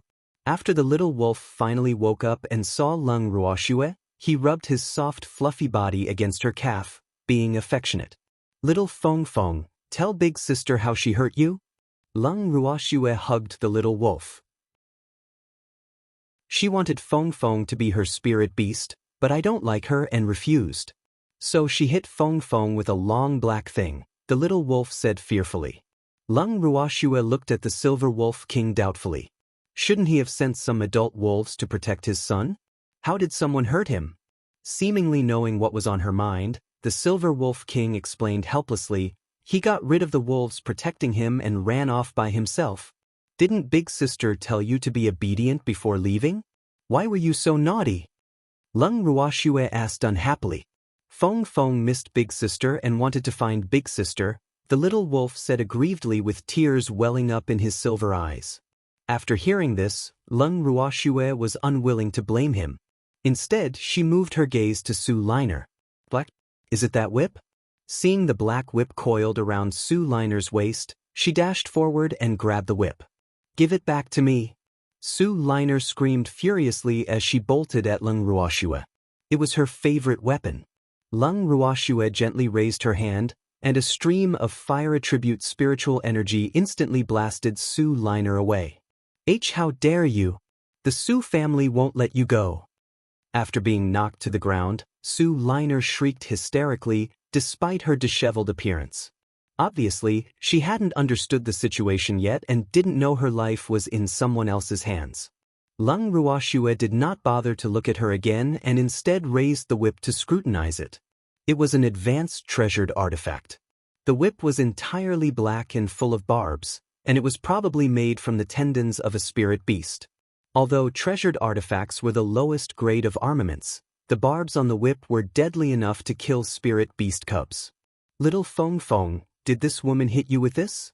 Lung Ruoxue asked. Yes. The little wolf nodded in fear. Upon hearing this, Lung Ruoxue raised her hand and whipped Su Liner. Ah, how dare you hit me? I won't let you off. I'm going to kill you. Su Liner rolled on the ground in pain, but she still kept shouting threats. It's exactly you that I'm hitting. Put. The whip left strips of bloodstains on Su Liner's body with each strike. Aha! Third uncle, save me. Su Liner screamed in pain. The middle-aged man looked at Su Liner in exasperation. Now you think him your third uncle. However, it was not that he didn't want to save her but that he couldn't. He couldn't move at all now. Miss, if you treat someone from the Su family like this, the Su family won't forgive you, the middle-aged man said, implying that the Su family would never let her off. This miss hates being threatened the most, Lung Ruoxue said indifferently and whipped harder. Concord, I'll leave them to you, Lung Ruoxue said to the Silver Wolf King. If not for her, the Silver Wolves would have already torn them into pieces. The Silver Wolf King nodded, and the wolves gradually closed in on these humans. Sue Liner, covered in wounds, the middle-aged man, and the dozen or so mercenaries looked at the thousands of silver wolves surrounding them and were terrified. However, they knew that there was no escape from the vengeance of the silver wolves. The wolves swarmed around them, each of them baring their sharp fangs menacingly. Chapter 34. Blazing Flame Mercenary Group, you can't do this to me. I'm the most favored second young lady of the Sue family. Sue Liner yelled. But her voice became weaker and weaker until nothing could be heard anymore. One after they got rid of Sue Liner and her third uncle, their eyes turned to the dozen or so mercenaries. Captain, what should we do? A mercenary stammered. Wait for death, the captain said sadly. They would not be able to run away. Even if they escaped by chance, returning to their mercenary group would be a dead end. The Sue family would not let them go, and it was impossible for the group to become enemies with the Sue family for them. Moreover, for mercenaries who had dead employers but returned alive, no one would dare to hire them again since they would be labeled as greedy for life and fearful of death. Wait! The Silver Wolf King heard Lung Ruoxue's voice just as he was about to give an order. He turned his head in confusion and looked at her. Concord, they're just mercenaries. If they didn't take part in injuring little Fong Fong, let them go. Lung Ruoxue suddenly said. She had been observing for a while now. Although the dozen or so mercenaries were scared, none of them begged for mercy. They were true men. The Silver Wolf King looked at the mercenaries, then at Lung Ruoxue, and nodded. He motioned the Silver Wolves to make way and let them go. These Silver Wolves don't intend to kill us anymore. The mercenaries had lingering fears as they looked at each other in disbelief, and some couldn't believe that it was true. Seeing them still standing there stupidly, Lung Ruoxue reminded them, quickly leave. The captain looked at the stunning beauty, struggling in his heart, and then knelt down on one knee. I, Fong De, would like to acknowledge Miss as my master. I will always be loyal to you and never betray you. Why? Lung Ruoxue asked. She didn't want to find trouble for herself. If the employers of mercenaries die, even if they return to their mercenary group, they will be regarded as people who are fearful of death. Our employer is the Sue family, and they will not let us go. Even if we don't die in the mouths of the Silver Wolves now, we won't be able to survive for long after returning to the group. I don't want to die. I'm willing to do anything for Miss to repay you for this great favor, the man named Fong De said sincerely. He knew that if he only said something along the lines of repaying her with gratitude, this young lady would definitely not agree.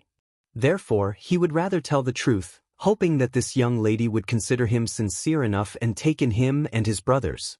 After hearing what their captain said, the other mercenaries also reacted the same way, saying they wanted to acknowledge her as their master and would always be loyal to her.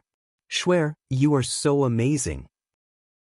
You are about to undermine the second largest mercenary group, the Anaconda Mercenary Group. Yichen said with a chuckle after looking at the emblem on their chests. Do you want to harm me? If I really take you in, wouldn't I become enemies with the Anaconda Mercenary Group? Lung Ruoxue pretended to be displeased.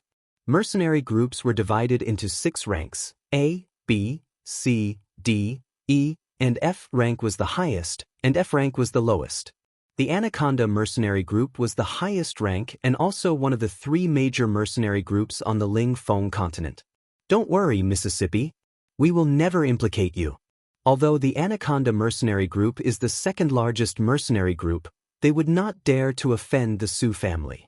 If they know that our employer is dead, they will definitely abandon us. We can follow Miss forever, Fong De explained. But if the Sue family, one of the 5 great families, knows that you are following me, I'm afraid they will get rid of me together with you, right? Lung Ruoxue said worriedly. Hearing what she said, the mercenaries headed by Fong De were stunned because they knew that she was right. They would indeed become a burden and implicate this young lady. Miss is right. I did not think it through, Feng De said, somewhat embarrassed. He originally thought that she had to be a member of one of the top families on par with the Su family since she could become friends with these silver wolves, and her appearance and temperament were so outstanding. Their lives could be saved this way, but he didn't expect. Sigh, I was thinking too simply. Leng Ruoxue looked at this man named Feng De. He was about 30 years old, tall, had good features, and was an intermediate spiritual monarch.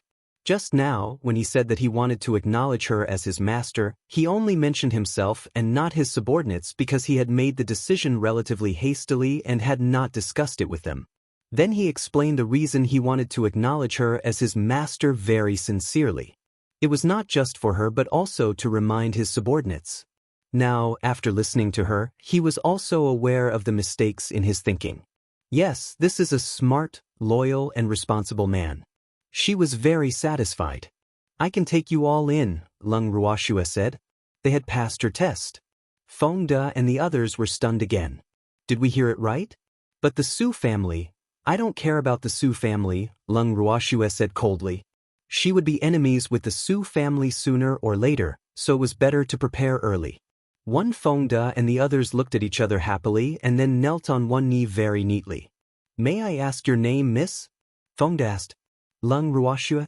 I, Feng De Linyuan, would like to acknowledge Leng Ruoxue as our master. We will always be loyal and will never betray you. More than a dozen people swore in unison after they said their names one by one. The contract array descended on everything, and the contract was established. 3. Get up. Don't kneel so casually in the future. Leng Ruoxue looked at the 15 people. She had not thought of asking them to swear allegiance, but she would not refuse. Moreover, the contract just now was just a contract of loyalty and not as overbearing as the follower contract. As long as they did not betray her, it would have any effect on them. Swear, since we've accepted them, why don't we set up a mercenary group for fun too? Yichen said from the side, obviously bored. Feng De and the others heard the words of the man who was as beautiful as a heavenly being and were dumbfounded. Set up a mercenary group for fun? Okay. Leng Ruoxue nodded. She was also thinking this. What should we name it? How about the Blazing Flame Mercenary Group? Leng Ruoxue said after thinking. In this way, the Blazing Flame Mercenary Group, known as the Forever F rank that caused a huge stir and inspired awe across the Ling Feng continent in the future, was quietly established.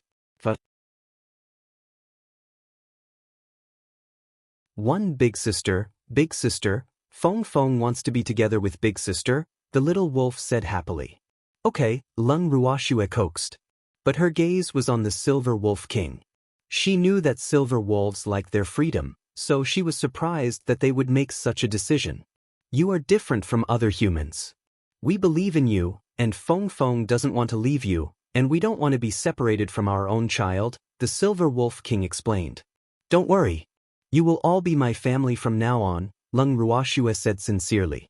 The Silver Wolf King nodded and then took the initiative to establish the contract with her. Then the Silver Wolf Queen, the little wolf, and all the silver wolves also acknowledged her as their master in turn. Contract arrays flashed for a long time before slowly disappearing. One Feng Moran looked at the huge number of arrays, stunned. This was the first time he has seen a person contract with so many spirit beasts in his life. Moreover, it was the spirit beasts who took the initiative to establish the contracts. It seemed like his ability to bear surprises would indeed improve as long as he was with Shuer. In contrast, Yi Chen and Mu Li seemed much calmer. One after the silver wolves acknowledged her as their master, Leng Ruoxue let all the silver wolves enter the spirit beast space, while she brought the Silver Wolf King and his family directly into the Heaven and Earth bracelet.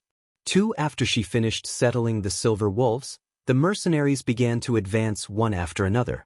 After most of them advanced, Leng Ruoxue spoke to Yi Chen and the others and then entered her tent.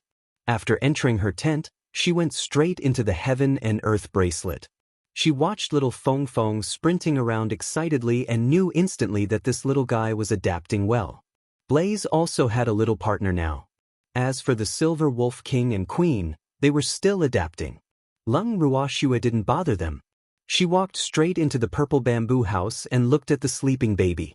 Then she calmed her mind and prepared to refine artifacts.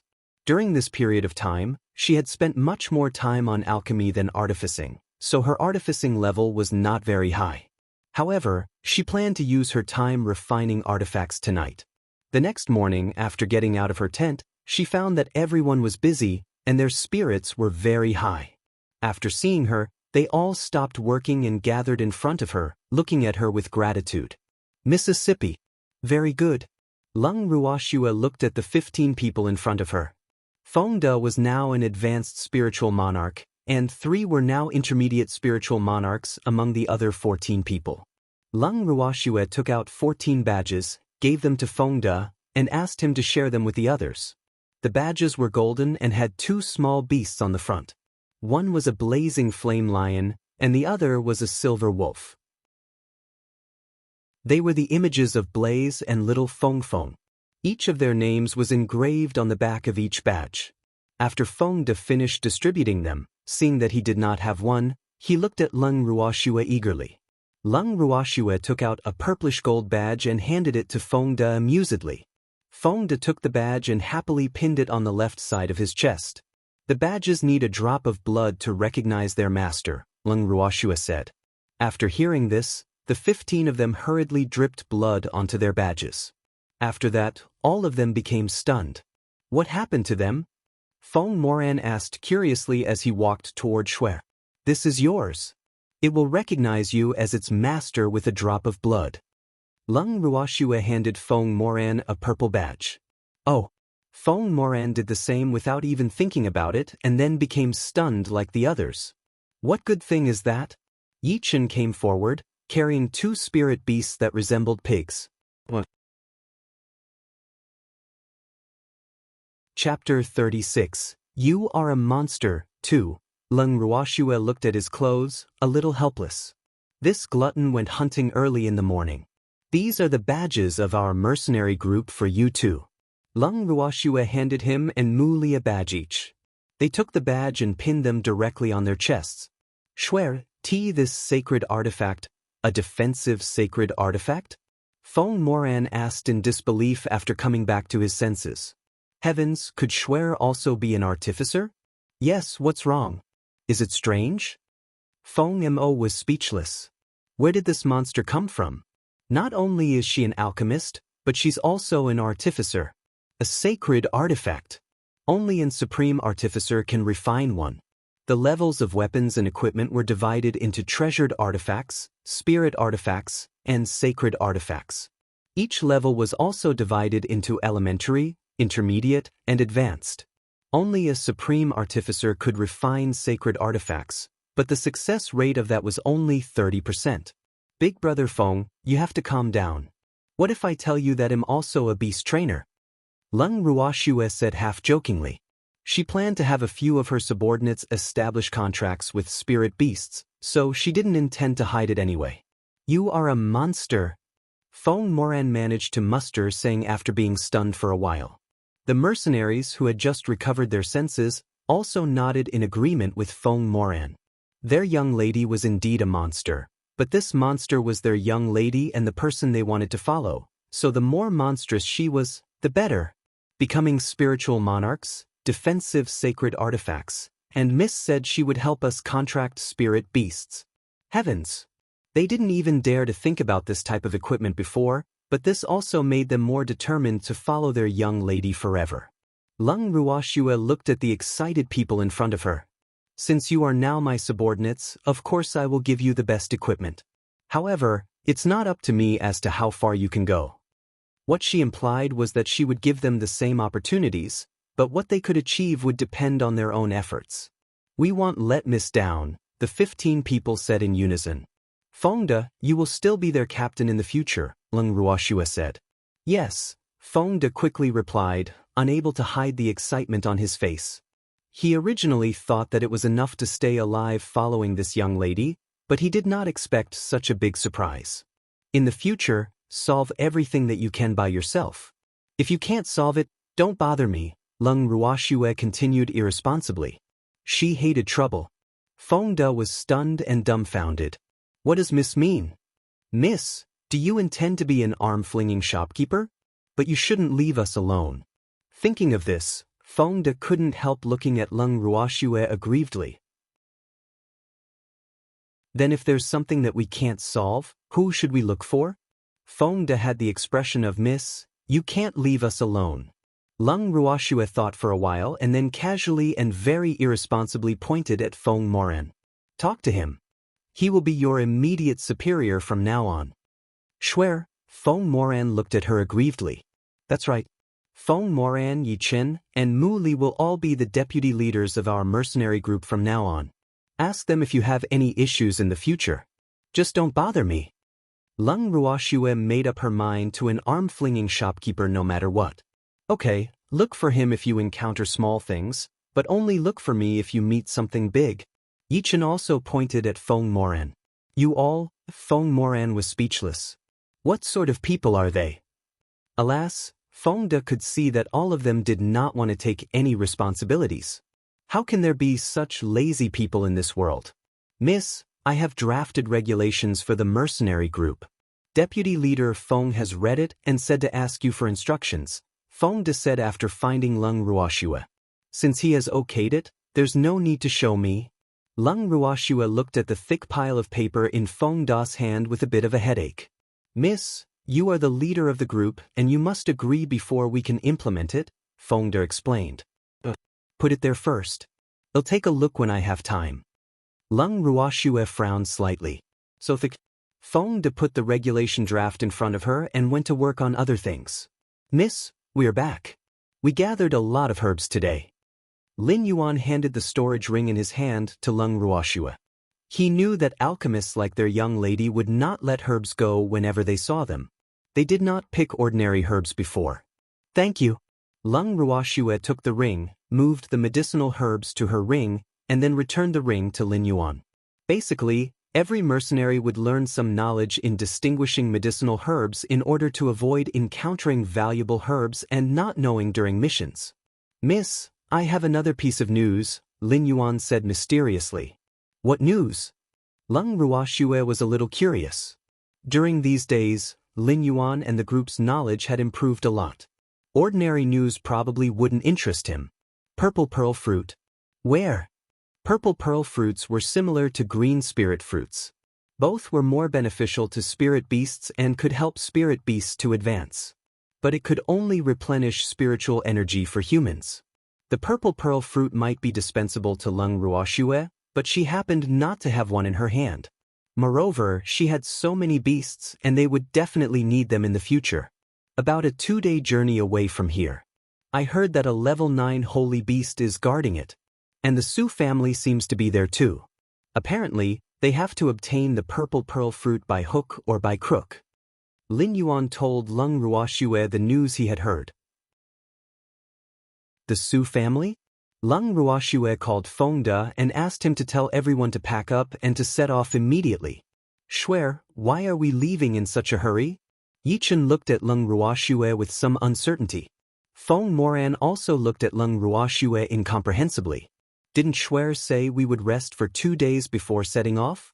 These days, not only had they captured a lot of high-level spirit beasts for contracts, but Shuer had also arranged special training for them. They were all a little tired. There's a purple pearl fruit in front, Leng Ruoxue said. Today, I permit the use of flying spirit beasts, Leng Ruoxue said and summoned Quill at the same time. She planned to reach the vicinity of the purple pearl fruit quickly and let the whole team have a good rest there instead.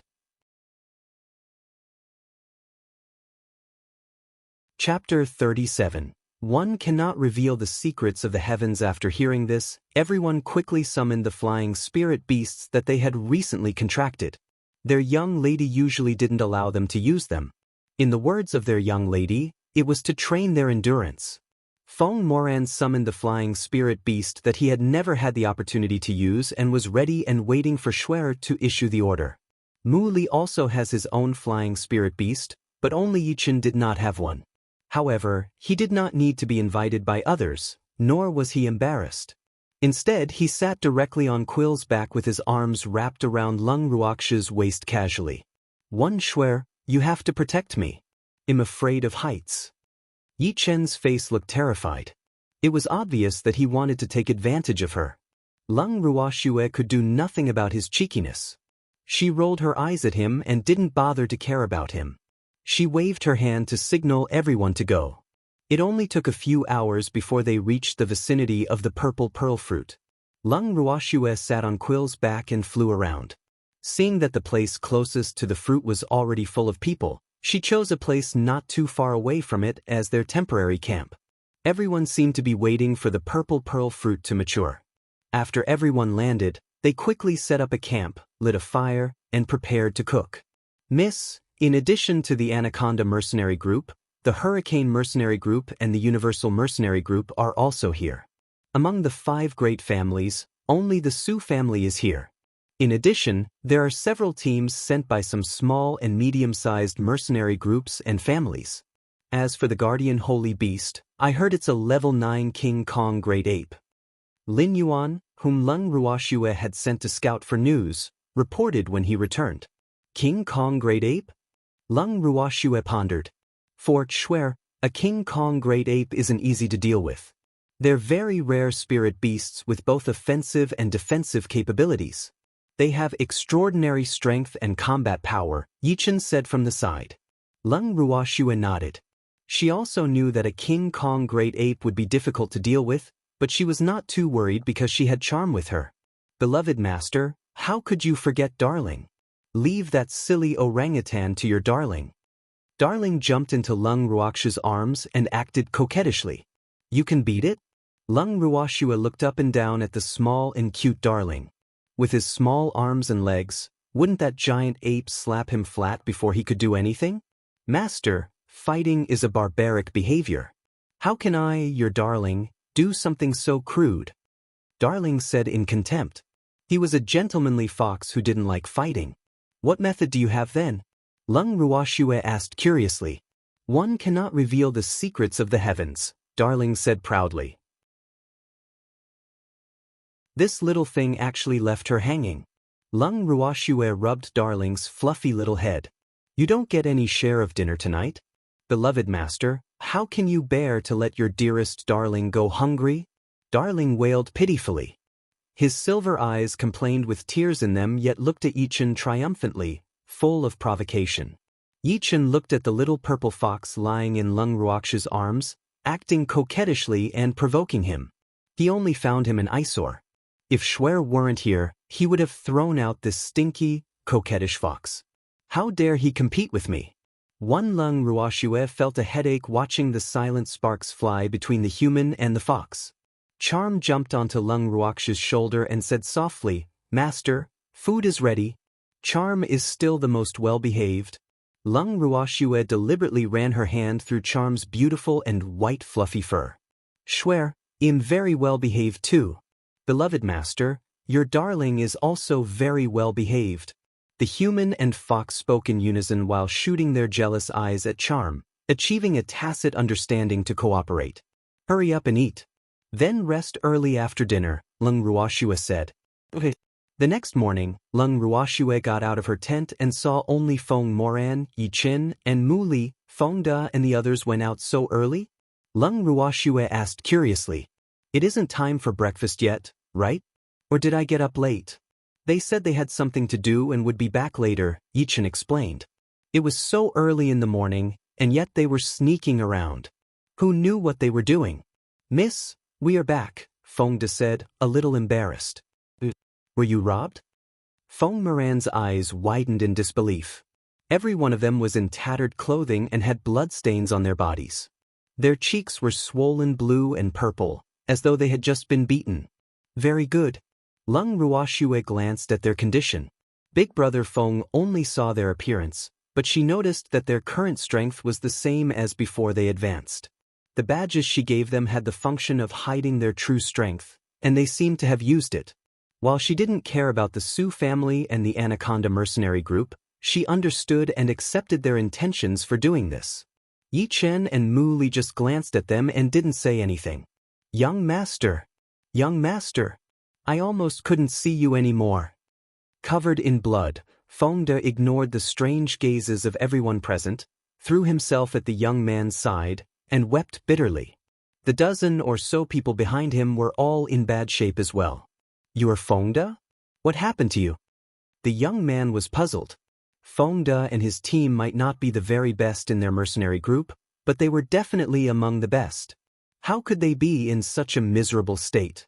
Young master, we encountered 2 earth pythons, both of which were holy beasts. So Fengde hesitated and stopped speaking. Earth pythons? What about Liner and my 3rd brother? Where are they? A middle-aged man rushed out of the crowd and asked anxiously. 2nd young lady and 3rd master were killed by the earth pythons, Fengde said with a sad expression. Dead? What about the corpses? The middle-aged man didn't believe Fengde.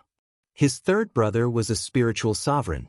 Even if he encountered a holy beast-level earth python, he possessed enough strength to fend it off. Moreover, there were these mercenaries to help. How could he possibly die so easily? They were eaten by the earth pythons. Fengde lied without so much as a fluster. Nonsense. If my 3rd brother, who is a spiritual sovereign, was eaten by the earth pythons, then how could you still be alive? The middle-aged man said furiously. He did not care about Su Liner's life or death, but his 3rd brother was his blood younger brother. Chapter 38. Why didn't you save the members of our Su family first? We were saved by others. How could we be alive otherwise? Fengde explained. What about the people who saved you? The middle-aged man asked angrily. They left after saving us. Then why didn't they save my 3rd brother first but instead saved you? The middle-aged man was furious.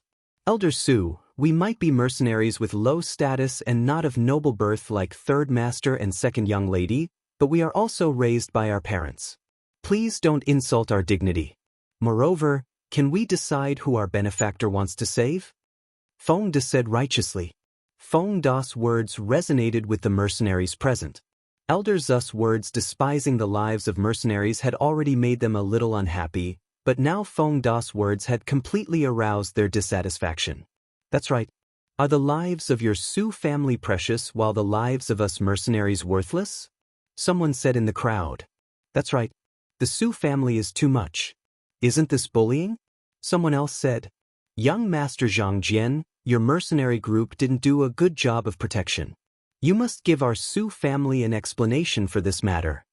The middle-aged man's angry face turned livid after everyone accused him.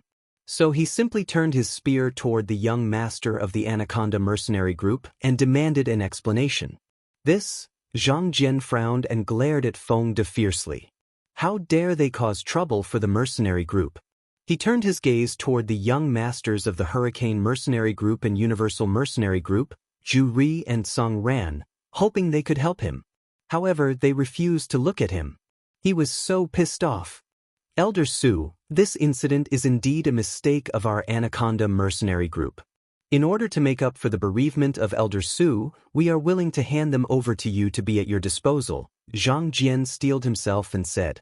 Fengde's team was indeed one of the main forces of the mercenary group, but they could not offend the Su family. If a few people did not die, it would be difficult to dispel the Su family's hatred. Therefore, he had to sacrifice them in hopes that the Su family would see his sincerity and not pursue the matter further. Young Master Zhang, you are a sensible person. The patriarch will see your sincerity, Elder Su said with admiration. The Su family had always had a close cooperative relationship with the Anaconda mercenary group. Therefore, he was very clear that the patriarch would not destroy the group just for his brother and the seemingly favored Liner. After all, there were many things that the Su family found inconvenient to come forward for personally, so they still needed the help of the Anaconda mercenary group. However, since the people were dead, it was impossible not to pursue the matter at all. The Su family's face still had to be retrieved. Young Master, you can't give up on us. Fengde said with grief. Young Master, no need to shout. I'm expelling you from the Anaconda mercenary group. From now on, you are no longer a part of us, Zhang Jian said sternly. Go down and accompany my brother, Elder Su said with a grim face. He raised the saber in his hand, gathered his spiritual power on the blade, and slashed at them. Ding! A stream of spiritual power knocked Elder Zu's sword to the ground. Who is it? Come out. Elder Su roared in anger. How can the people I saved be killed at will? Lung Ruoxia's group of 4 walked out from the crowd. As soon as they appeared, their extraordinary elegance immediately stunned the crowd, making the people reluctant to look away. You were the ones who saved them? Elder Su came to his senses and asked while gritting his teeth. Among the 4 of them, there was an advanced spiritual sovereign and an advanced spiritual monarch, but he could not discern the strength of the beautiful girl and the freakishly good-looking man in black. Yes, we saved them, Lung Ruoxia said coldly. Why didn't you save people from our Su family first? Elder Su shouted furiously. I save people by mood, not by identity, Lung Ruoxia said disdainfully. So what if you're from the Su family? The Su family isn't any better than pigs to me. Our Su family won't let you go. Elder Su threatened, trembling with rage. Are you threatening us? The Su family is worthy of being one of the 5 great families. So imposing, I'm so scared. Lung Ruoxia said mockingly with a scared expression on her face. The Su family is too much. They're threatening people who didn't save their family members. The Su family only has this level of tolerance. All the men present saw the stunning beauty being threatened and wronged by others, and they immediately interrupted in righteous indignation. Miss, you've just saved me and my brothers once again. My brothers and I are willing to follow Miss and repay you for your great favor. I will fight against whoever dares make trouble for Miss, Feng De said solemnly. Even though he knew that the young lady didn't need them to act in this way, they would always feel a knot in their hearts if they didn't. Moreover, they did this to let people know of the ruthlessness and bullying nature of the Su family and the Anaconda mercenary group. Since you've been expelled from the Anaconda mercenary group, I will accept you. Lung Ruoxia nodded. She found that Feng Da and the others were becoming more devious. But just as well. She was pretty satisfied. How dare you take in the people who our Su family wants to kill? Elder Zu's face darkened with anger. You said you wouldn't let us go, then what does it matter if I take them in or not? Lung Ruoxia said without any fear, not paying attention to this angry Elder Su at all. Young Master Zhang, Elder Su turned his head to look at Zhang Jian for support. Although he really wanted to kill them to vent his anger for the death of his brother, he was an elder of a prominent family after all and hadn't lost his reason yet. He was not afraid of the spiritual sovereign nor the spiritual monarch. Who he feared were the stunning girl and the freakishly good-looking man. He couldn't tell how strong these 2 people were at all. But since they could kill 2 holy beast-level earth pythons, then they were definitely not weaker than him, so he didn't dare to act rashly. Elder Su, I expelled them just now. You heard it. Zhang Jian was not stupid. Since he had already handed them over, he wouldn't care if they were killed or not. Zhang Jian turned his head and looked at Lung Ruoxia. When did such a great beauty appear on the Lingfeng continent? Even Shui Xinran of the Shui family is like a weed compared to her.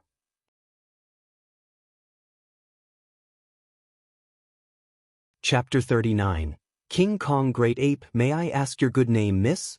Zhang Jian asked, thinking he was being very polite and authentic. He couldn't help but convince himself that only he deserved to have such a stunning beauty. For Lung Ruoxia looked at the young master of the Anaconda mercenary group. He looks okay, but his character isn't very good. Because she did not have a good impression of him, she did not plan to talk to him.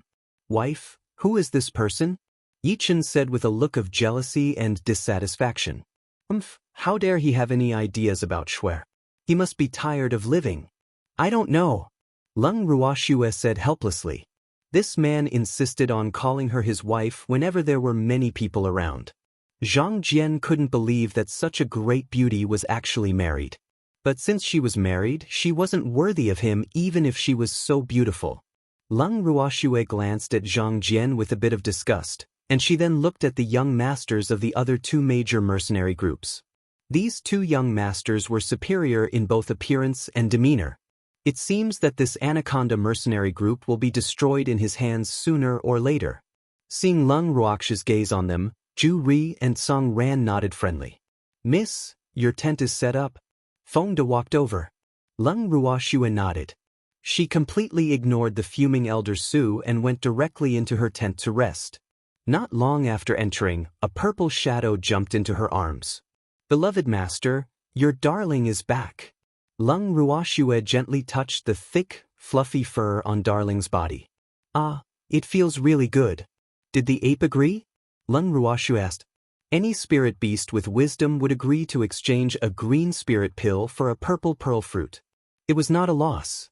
With Darling going into action, how could that stupid ape dare not to agree? Darling said proudly. His strategy was to exchange his cute master's green spirit pill for the purple pearl fruit. However, that stupid ape has another condition. Darling said a little uncomfortably. Even though he had always called that guy stupid ape, the ape wasn't stupid. On the contrary, he was really smart. "What condition?" Lung Ruoxue asked, a little baffled. "He wants to acknowledge you as his master." Darling was a little annoyed. After that stupid ape knew that his beloved master was an alchemist, he wanted to be with her too. "Well, it's all my fault. I shouldn't have told that stupid thing." 2. Lung Ruoxue was speechless. "Why are the spirit beasts I meet all so savvy? But I really don't want to have an ape as my spirit beast." She felt terrified just thinking about having a huge ape following behind her. It would really become Beauty and the Beast. "One, go and tell him that I won't accept him as my spirit beast. However, if he's willing, let him acknowledge Big Brother Feng as his master." "I won't treat him badly," Lung Ruoxue said after some thought. Big Brother Feng was the weakest among them. His strength would improve a lot if he contracted with this ape. "What's the matter?" Yichen walked in and asked. He just saw that stinky fox come back. "Why did he go out again?" "He went to look for the ape," Lung Ruoxue explained. "What? The matter isn't resolved yet? Didn't he say it's easy?" Yichen said gloatingly. "The ape said he wanted to acknowledge me as his master, but I didn't agree. I asked Darling to tell him to acknowledge Big Brother Feng as his master," Lung Ruoxue said. "There were so many people here, so it would be really inconvenient if they were to go negotiate with the ape in person. She didn't want to become everyone's target." "Shuer, you are being biased. You don't share good things with me," Yichen complained, looking at Lung Ruoxue with pitiful eyes. "Don't tell me you want that ape." Lung Ruoxue didn't believe he was interested in that ape. "Regardless, you are being biased," Yichen said aggrievedly. He wasn't interested in the ape, but he just couldn't stand seeing Shuer caring so much about other men. "We'll have earth python meat for dinner tonight." Lung Ruoxue didn't say anything useless and directly threw out food as bait. "Okay, give it to me." Yichen directly stretched out his hand to ask for the meat so that Shuer would not regret it. During this period, he had been asking for it for a long time, but Shuer was reluctant to take it out to eat. What a glutton! Lung Ruoxue reluctantly took out dozens of pieces of earth python meat and put them in front of Yichen. Yichen unceremoniously collected the meat hurriedly into his ring, for fear that someone would snatch it from him. "Big Brother Feng, come with me," Lung Ruoxue whispered to Feng Moran.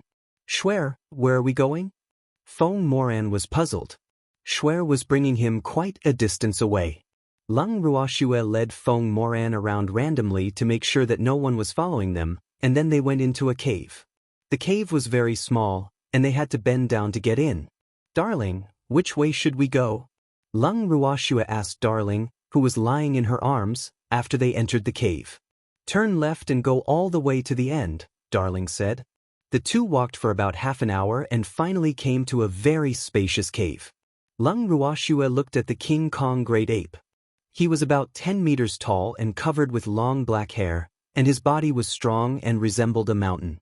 She couldn't help but be impressed. "What an ape! He's probably the tallest and most robust spirit beast I've seen." "Big Brother Feng, this ape will be your spirit beast from now on," Lung Ruoxue said. "Hush, Shuer?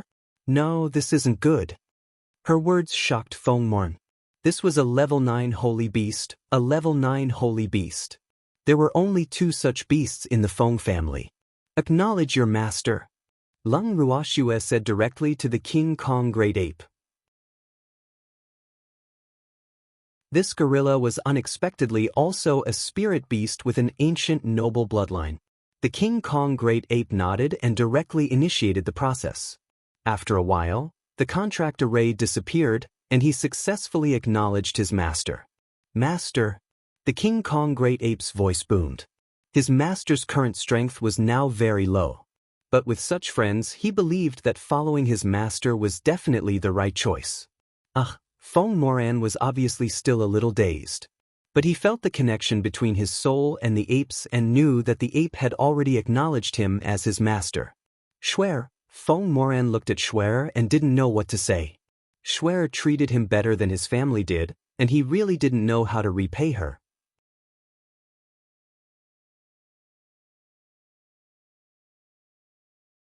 Chapter 40. Big Brother is hurt. Big Brother Fong, let's go out first. Lung Ruoshua said. What about the purple pearl fruit? Relax. I've put it away. Then let's quickly leave before someone finds us. There were so many people waiting outside. If they were discovered, everyone would target them immediately. Let's go. Although Lung Ruoshua wasn't worried about the people outside, she decided that it would still cause too much trouble. And she hated trouble. Master, I want to stay here to advance, the King Kong Great Ape said awkwardly. He had waited for far too long, and now that he finally had a chance, he didn't want to wait any longer. Here? There are many people outside. It won't be safe to stay here, Fong Moran said worriedly. Master, don't worry. It's not so easy to come here, the King Kong Great Ape said confidently. Big Brother Fong, just let him advance here. Lung Ruoshua said after deliberation. Spirit beasts were very adaptable, and each had its means of survival. Since he was so confident, there shouldn't be a problem. Moreover, they would be guarding outside. All right, be careful then, Fong Moran said. Since Schwer says so, nothing should happen. At this point, his admiration for Schwer knew no bounds. Seeing the two return with rabbits in their hands, Yichen knew that it was done. You must be tired. Food will be ready soon. Yichen walked to Lung Ruoshua. Did something happen? Lung Ruoshua couldn't help asking when she saw the smirk on his face. Just now, Elder Su saw us grilling the earth python meat and said that we were eating Su family members, Yichen explained. Elder Su, you are mistaken. Us eating the earth python is actually avenging your Su family members. Lung Ruoshua smiled gently at Elder Su. The poor earth pythons died and still had to take the blame for them. Obviously, Elder Su couldn't bear these words. Upon hearing them, he instantly fainted from anger. Miss, you are my idol. Fongda had stars in his eyes. Miss can knock out a peak spiritual sovereign merely with words. Amazing. You're not bad either. Fong Moran suddenly praised. At first, he thought these mercenaries were all straightforward and honest people, but unexpectedly, they were so devious. He almost thought their acting earlier was real. Hee, it's all thanks to Miss teaching us well. Fongda didn't dare to take the compliment. It was the result of their young lady training them well during this period. Do you mean that it's this young laddie's bad influence? Lung Ruoshua said cheekily. No, Fongda immediately denied in fright. Oh gosh, please don't get mad at me. Your training ideas are too creative. I can't handle them. Why are you so scared? Relax. I'm in a good mood today, so I won't haggle over it with you, Lung Ruoshua said as she took out a stack of paper from her storage ring and passed it to Fongda. Just follow the instructions here. I'm going to rest. Then Lung Ruoshua headed straight into her tent. When Fongda saw the content on the paper, his lips twitched, and cold sweat rolled down his forehead. What's the matter? Let me see, Fong Moran said. After reading it, he was dumbfounded. Does Schwer not want our mercenary group to have any business? Very good, just to my liking. Yichen approved after reading it. After entering her tent, Lung Ruoshua went straight into the heaven and earth bracelet. Qingju had already planted the purple pearl fruit. Big sister. Lung Ruoshua carried the chubby and tender baby and kissed his pretty little face before going to the purple pearl fruit. The purple pearl fruit resembled a green spirit fruit, but the colors were different. The purple pearl fruit was a beautiful fuchsia. Big sister. The little wolf Fong ran over to Lung Ruoshua happily. Little Fong, don't be naughty in here. Lung Ruoxue carried little Feng Feng into her arms. This little thing had gained some weight after staying here for a few days and was a little rounder. Yes, Feng Feng is very obedient, the little wolf said. Qing Ju, big sister is heading out first, Lung Ruoxue said as she left the heaven and earth bracelet with the little wolf. Big brother Ran, it's so nice to see you here. When Lung Ruoxue left her tent, she saw a pretty and delicate girl talking to Feng Moran. Although the girl was talking to Feng Moran, she kept eyeing Yichen. Who is she? Lung Ruoxue asked curiously when she walked to Yichen's side. Seems like someone from his previous mercenary group? Yichen said disgruntledly. How dare this woman fantasize about me? Hello, big sister. Thank you for taking care of big brother Ran. The delicate girl walked up to Lung Ruoxue and spoke as if they were well acquainted. Wait, do I know you? Lung Ruoxue was puzzled, but she was looking at Feng Moran. Who does she think she is? Why is she thanking me? What a hypocritical woman. Does she think her smile can hide her jealousy? The flicker of jealousy in the woman's eyes flashed by quickly, but it couldn't escape Lung Ruoxue's eyes. Big sister, I am Hong Xiu, big brother Ran's friend, Hong Xiu said tenderly, beaming from ear to ear.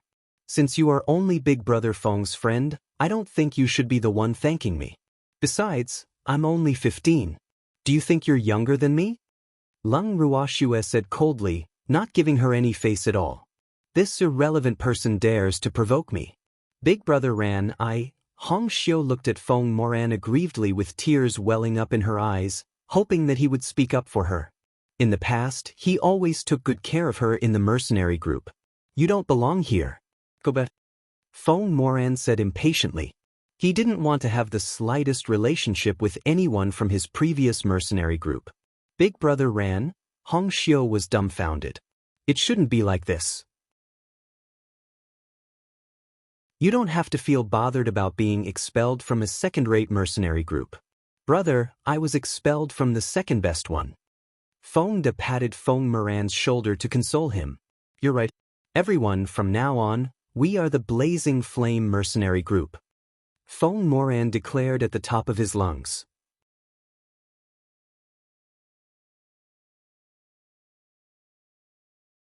Chapter 41.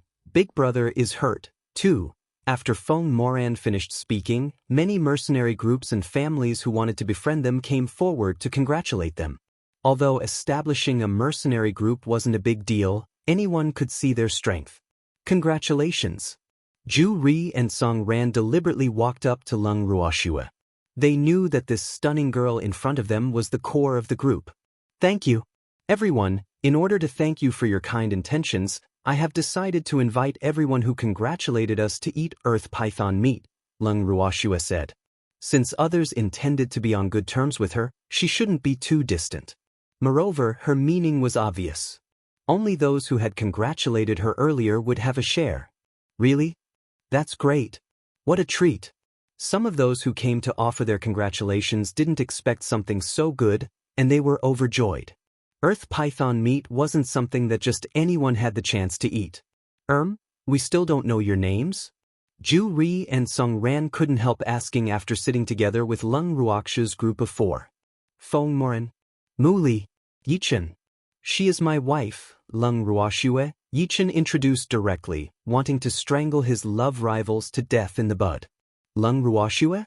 Eastern Lagoon's General Lung's granddaughter, Lung Ruoxue? Ju Ri asked in surprise. Lung Ruoxue nodded. Has the young master of the Hurricane mercenary group heard of my foolish misdeeds before? Hurricane should be in the Southern Dusk Empire. Is Lung Ruhan your elder brother? Ju Ri asked. Does big brother Ju know my elder brother? Lung Ruoxue asked with some doubt. Your elder brother is injured. Ju Ri explained. What did you say? Lung Ruoxue asked in disbelief. Lung Ruhan is injured, and I heard that his injury is rather serious, Ju Ri explained. How did big brother get injured? Lung Ruoxue really couldn't believe it. Her brother should have broken through to spiritual sovereign long ago with the spirit fruit she had left behind. How could he be injured? Shuer, calm down. Yichen hugged Lung Ruoxue tenderly and comforted her. Shuer was very cold to outsiders, but she greatly valued her loved ones and people she believed in. She panicked a little when she heard that her brother was injured. What should we do? What should we do? Lung Ruoshua looked at Yichen helplessly with tears in her beautiful eyes. Don't worry. He'll be fine. Yichen comforted her. He had never seen Shuer so helpless before. Shuer, don't worry. Ruhan will be fine. Feng Moran also comforted her. Shuer had always been his pillar and strong in his heart, so his heart ached when he saw Shuer's weak and helpless appearance. I want to go back to Phoenix City to see Big Brother, Lung Ruoshua said anxiously.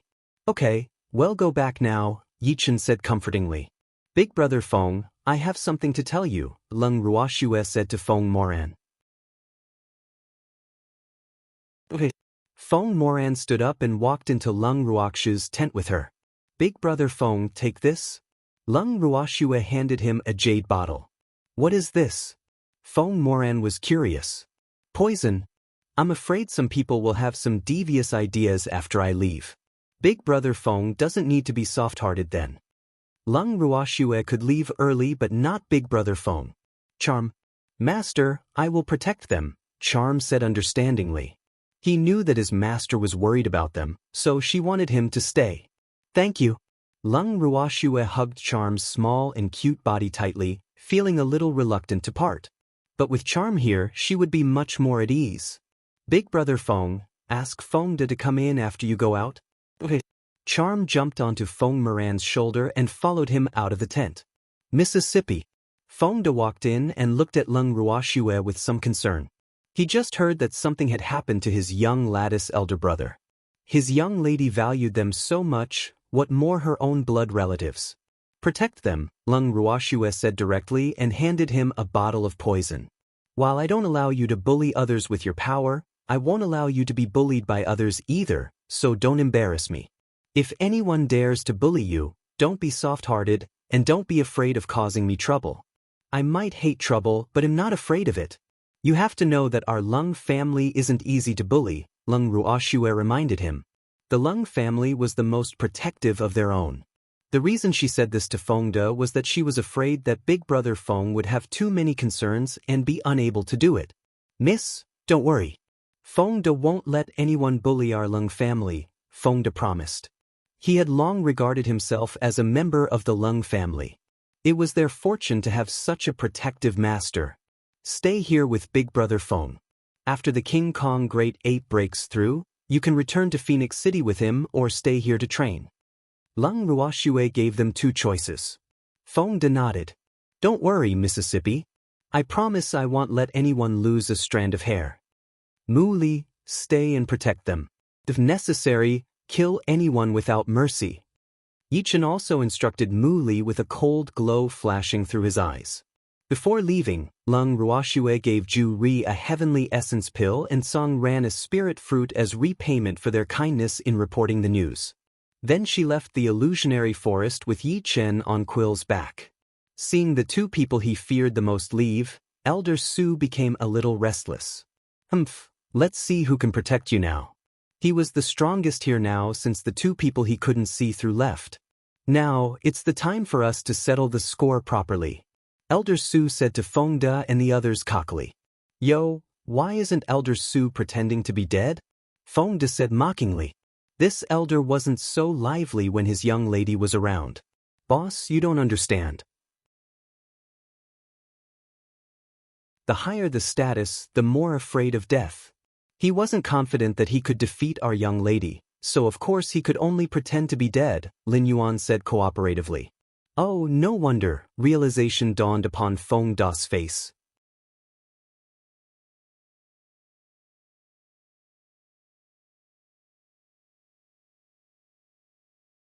Chapter 42. Depart ye. This old man will not let any of you go. Elder Su said through gritted teeth with hatred in his heart. How dare a mere great spiritualist crack a joke at my expense? You are too presumptuous. How dare a great spiritualist be so rampant? Where is your respect for the dignity of the strong? Zhang Jian rebuked them, seemingly with a sense of righteousness. In fact, he said this in hopes of borrowing Elder Zu's hand to kill them so that he could vent his anger. Lung Ruoxue asked for it when she ignored him. She's just a married woman who isn't worthy of me. However, his innate superiority made him unable to tolerate her ignoring him. Now that the dignity of the strong was on the line, Elder Su had no choice but to attack. How could a powerhouse allow himself to be humiliated by an ant? This concerned his dignity and face. Prepare to die, Elder Su said furiously. Wait, Elder Su, are you sure you want to kill them? Zhu asked. He had gained many benefits from Lung Ruoxue, so it was impossible for him not to intervene. Yes, Elder Su, you should think about it carefully. Song Ran echoed. Are you two young masters standing up for them? Elder Su questioned, displeased. He didn't want the two major mercenary groups, Hurricane and Universal, to intervene in the feud between them. Elder Su, we're doing this for your own good. Their young lady might have left, but do you think she could have left feeling relieved if she didn't leave something for her subordinates to fend for their lives? Zhu Ri reminded kindly. Elder Su hesitated after hearing what Zhu Ri said. He wasn't a fool and certainly didn't want to provoke an enemy he didn't know the details of. Just as he was hesitating, a stream of heaven and earth laws descended. Is this a level 9 holy beast breaking through? At that moment, Elder Zu's mind was fully attracted by the holy beast's breakthrough. How could he have the mood to avenge his brother? Wouldn't a level 9 holy beast break through to become a divine beast? There had yet to be anyone in the entire Ling Feng continent who formed a contract with a divine beast. If he could obtain this divine beast, his status in the family would be second only to the patriarch. He had to obtain it. Everyone present was stunned. But what surprised them even more was that a second stream of heaven and earth laws descended soon after. Everyone was dumbfounded. Are there two holy beasts breaking through? Seeing the descent of the second stream of heaven and earth laws, Feng De and the others knew that Deputy Leader Feng had also advanced. Great, our mercenary group will have another spiritual sovereign now. Master, the King Kong Great Ape said happily as he transformed into a human. Thank you, King Kong. Feng Moran looked at the 2-meter-tall, handsome, and strong man in front of him with gratitude. It would have been impossible for him to advance 2 stages so easily to become a spiritual sovereign if King Kong didn't break through. Master, what about the people outside? King Kong scratched his head shyly. Hee, Master is being too polite. Chase them away, Feng Moran said coldly. There was now a hint of Powerhouse's demeanor to him. Okay. Leave my territory immediately, or else you will stay and be my dinner. King Kong roared outward. His master was too kind. If it were up to him, he would have just killed them all. By the time Feng Moran emerged, most of the people outside had already run away. You came back at the right time, Brother Feng. We were just about to say goodbye. Zhu Ri and Song Ran said when they saw Feng Moran. Let's go together. Feng Moran said. Okay. Why didn't the Su family leave? Feng Moran asked curiously. Are they still thinking about killing us? The purple pearl fruit is gone, so they're probably after the divine beast, Zhu Ri guessed. Divine beasts were extremely enticing, but people had to be alive to obtain them. How could they expect to obtain the King Kong Great Ape after it had eaten the purple pearl fruit and advanced to divine beast? The King Kong Great Ape must be in a good mood, so it let them leave instead of coming out to kill them all immediately. Of course, Feng Moran knew how attractive divine beasts were to powerhouses. But a divine beast had strength equivalent to a human spiritual deity, so how could it be easy to capture one? Even if there was one captured through a scheme, would there be a beast trainer who had the confidence to tame it? Even supreme beast trainers didn't have full confidence to tame one, right? Moreover, there was no supreme beast trainer on the Ling Feng continent now. I guess Elder Su isn't in the mood to kill us anymore. Feng Moran said jokingly. Of course, you aren't as attractive as a divine beast, Zhu Ri mocked. A peak spiritual sovereign wants to capture a divine beast. He's really overestimating his abilities. Brother Zhu, Brother Tsong, we'll take our leave now. See you again, Feng Moran said when they reached a fork in the road. See you again. Deputy Leader Feng, are we going to Phoenix City? Feng asked. Muli, what do you think? Feng Moran looked at Mu Li. You've just advanced, so you should consolidate your strength first before going back, Mu Li said after some thought. All right. Feng Moran knew that he wouldn't be of much help even if he returned. Moreover, Xue had already gone back, so Leng Ruhan would definitely be fine. Xue, don't worry. Nothing will happen. Yi Chen comforted her. I don't know how bad my big brother's injury is, so I'm just a little worried, Leng Ruoxue said. If it's only a minor injury, Grandpa wouldn't have issued a mercenary mission. Quill, let's take a break. Leng Ruoxue said after feeding him a pill. Master, I'm not tired, Quill said.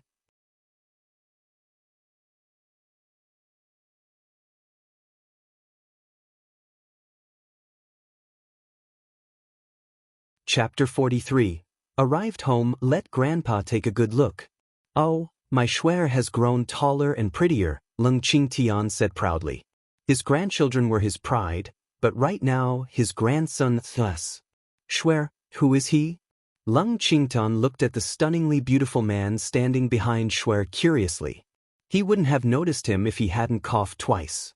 Hello, Grandpa. I am Yi Chen. Yi Chen introduced himself. Never in his wildest dreams did he expect to be ignored like this one day. Yi Chen? Leng Qingtian looked at Leng Ruoxue. The meaning in his eyes was obvious. Was he the frail and sickly Yi Chen? Leng Ruoxue nodded. It's him. How did you two end up together? Leng Qingtian was puzzled. We met in the illusionary forest. Ah, this. Leng Qingtian pondered on what he should call him. Grandpa, just call me Yi Chen. All right. I'll call you Yi Chen from now on, Leng Qingtian said with satisfaction. How does this kid look like someone who's sick? Rumors can't be trusted. Grandpa, how is Big Brother? What happened? Leng Ruoxue asked worriedly. Alas. Leng Qingtian sighed. Xue, it's too late today. Go and rest first. Grandpa will tell you tomorrow. Grandpa, I'm not tired. How could she sleep without knowing her brother's condition? Then let's talk inside, Leng Qingtian said. Xue, Ruhan is seriously injured. All the meridians in his body have been broken, and all his spiritual power has been destroyed. He can't be a spiritualist anymore, Leng Qingtian said sadly. Alas, his good grandson suddenly turned from a genius into a cripple who couldn't cultivate spiritual power. Was this the jealousy of the heavens toward geniuses? Leng Ruoxue was stunned after hearing what her grandfather said. She didn't expect him to be so seriously injured. How did Big Brother get hurt? Leng Ruoxue asked. Big Brother should be a spiritual sovereign now. Since a spiritual sovereign could be injured so severely, his opponent should be much stronger than him. No matter who it is, I will make them pay the price for hurting my big brother. Sigh, don't remind me of it. Leng Qingtian said angrily. Grandpa, I want to know, Leng Ruoxue said seriously. Sigh, the academy said that Ruhan provoked a group of fire rhinoceroses and was besieged by them. Ruhan would have died if the teachers leading the team didn't save him in time. Leng Qingtian told Xue the exact words the academy told him. Grandpa, do you believe that? Is Big Brother such an irrational person? Why would he provoke fire rhinoceroses? Leng Ruoxue asked angrily.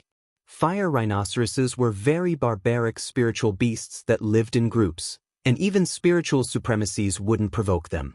There's nothing we can do even if we don't believe it. The students and teachers who went on the training exercise testified that it was Ruhan's mistake, and they were also injured because of it, Leng Qingtian said angrily. Some parents even came to ask for compensation. He was really furious. Did you ask Big Brother? Her brother was the party involved, so surely her grandfather would have asked him. Ruhan was unconscious for a long time and only woke up a few days ago. Even until now, he's still refusing to say a word, Leng Qingtian said helplessly. He wouldn't have allowed those people to say whatever they wanted if Ruhan hadn't been unconscious. What did the principal of the Heavenly Phoenix Academy say? Isn't he Big Brother's master? Leng Ruoxue asked again. A master should at least understand their disciple's character. He has the same opinion as me. He didn't believe that Ruhan would be so rash. But Ruhan was unconscious the whole time, so we had no way to verify it. Alas, Grandpa is useless, Leng Qingtian rebuked himself.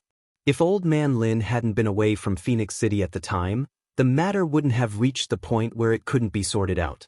By the time Old Man Lin rushed back, the news had already spread throughout Eastern Lagoon. What about Big Brother's spirit beast? Lung Ruoshu asked. The spirit beast should know what happened. Dead. The teachers of the academy said that they wouldn't have been able to save Ruhan if his spirit beast hadn't self-exploded, Lung Qingtian said. I'm going to see Big Brother.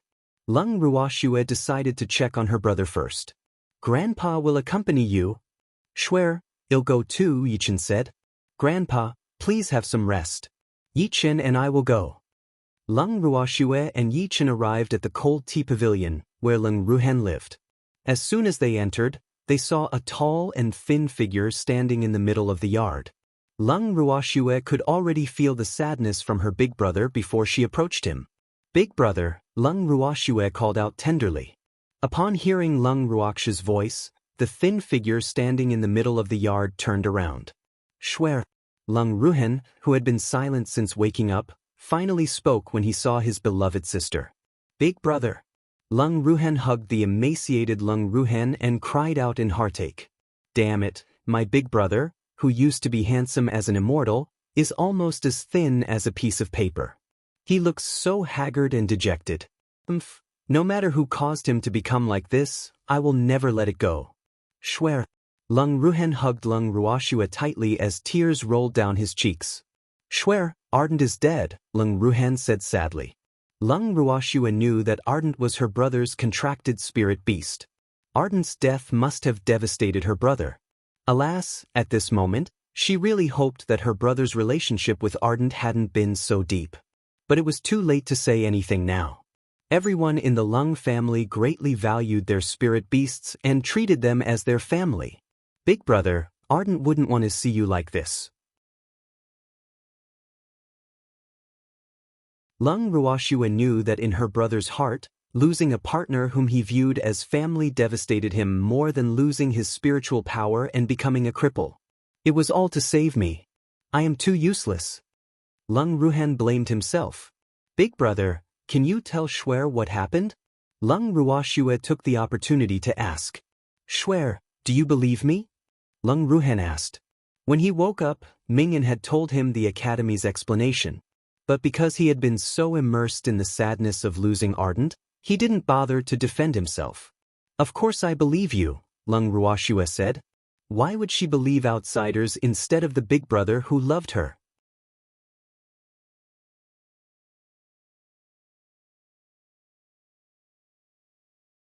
Chapter 44, Unlucky Fire Rhinoceros. As long as Swear believes Big Brother, Lung Ruhan said with relief. Big brother, aren't you going to tell Swear what happened? Lung Ruoshue asked. Swear, let the matter pass since things have developed to this point. It's enough as long as Swear believes me.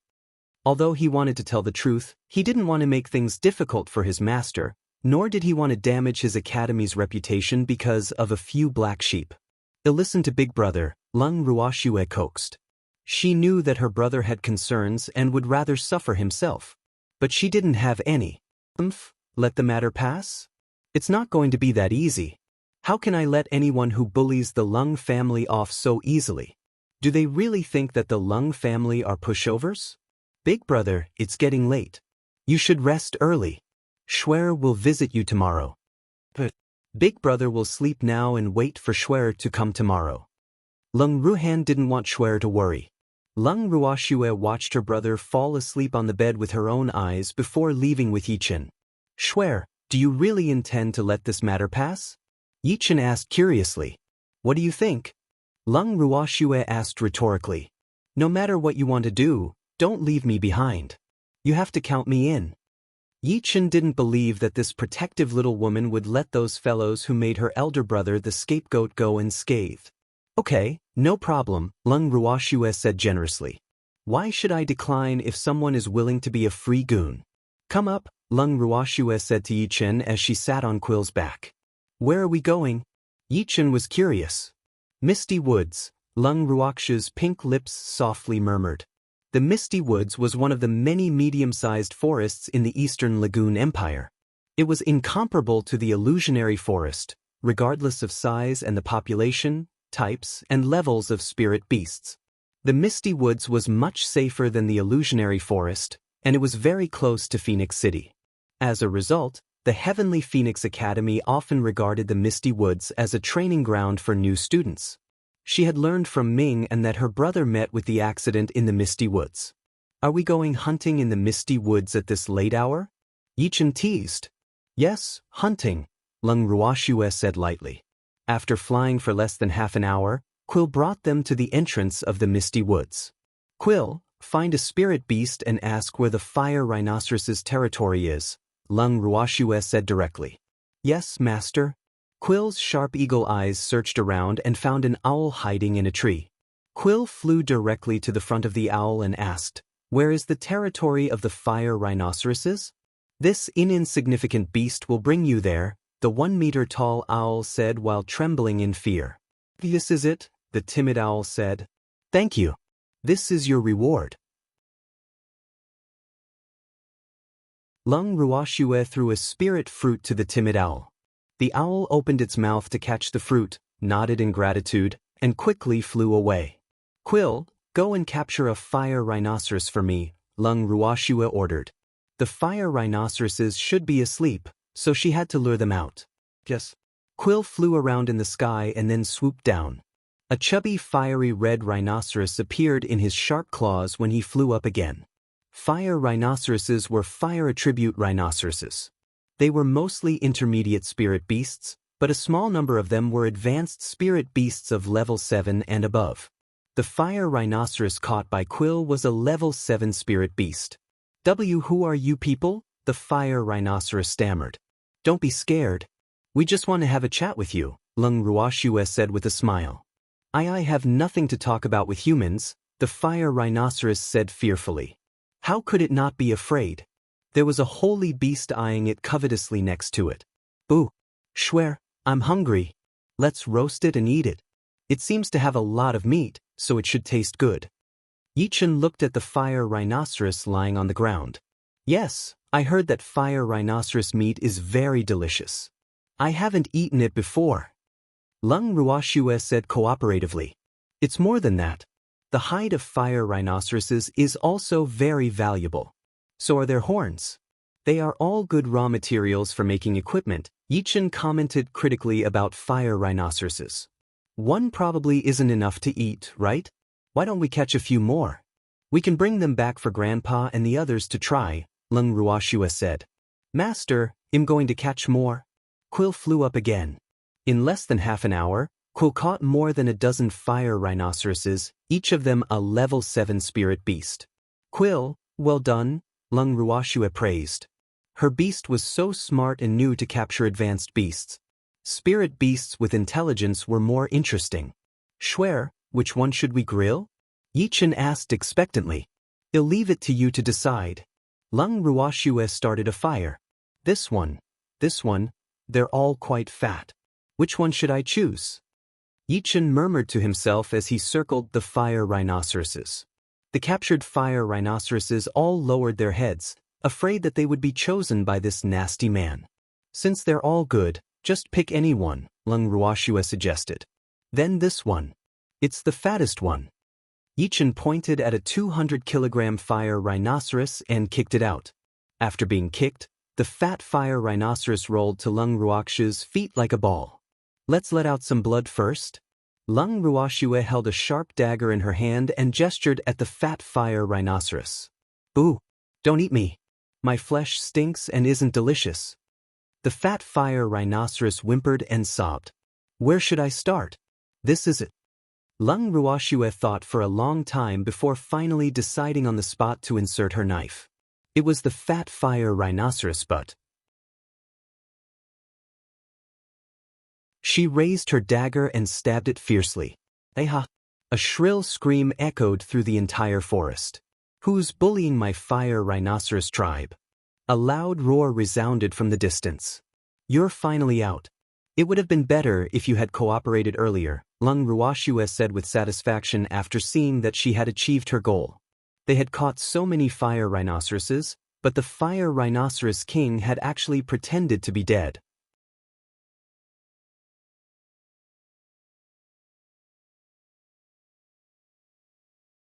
Chapter 45. Fire Rhinoceros King, 1. Alright, stop screaming. You won't die from the stab. Lung Ruoxue said to the fire rhinoceros, which was screaming miserably from being stabbed in the butt. She didn't really intend to kill it, she just wanted to scare it. However, it wasn't because she couldn't do it. She just felt that killing them would be letting them off too lightly. How could these fire rhinoceroses compensate for her big brother's injuries and grievances just by dying? Thus, she was more inclined to mental torture. After all, mental torture was always more effective than physical torture when dealing with enemies. Why, you are a demon, the fat fire rhinoceros stabbed in the butt cried out. Other humans would run away when they saw them, but these two detestable humans actually came knocking on their door.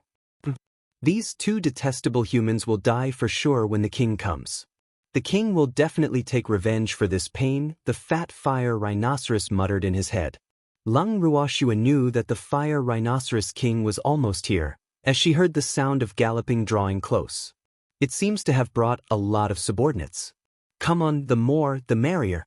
What a brazen human. How dare you bully my tribe in my territory? Roared the fire rhinoceros king, which was nearly twice the size of an ordinary fire rhinoceros. Its thick nostrils spurted out flames continuously. It was very angry, and the consequences would be serious. So what if this young lady is bullying them? What can you do to me?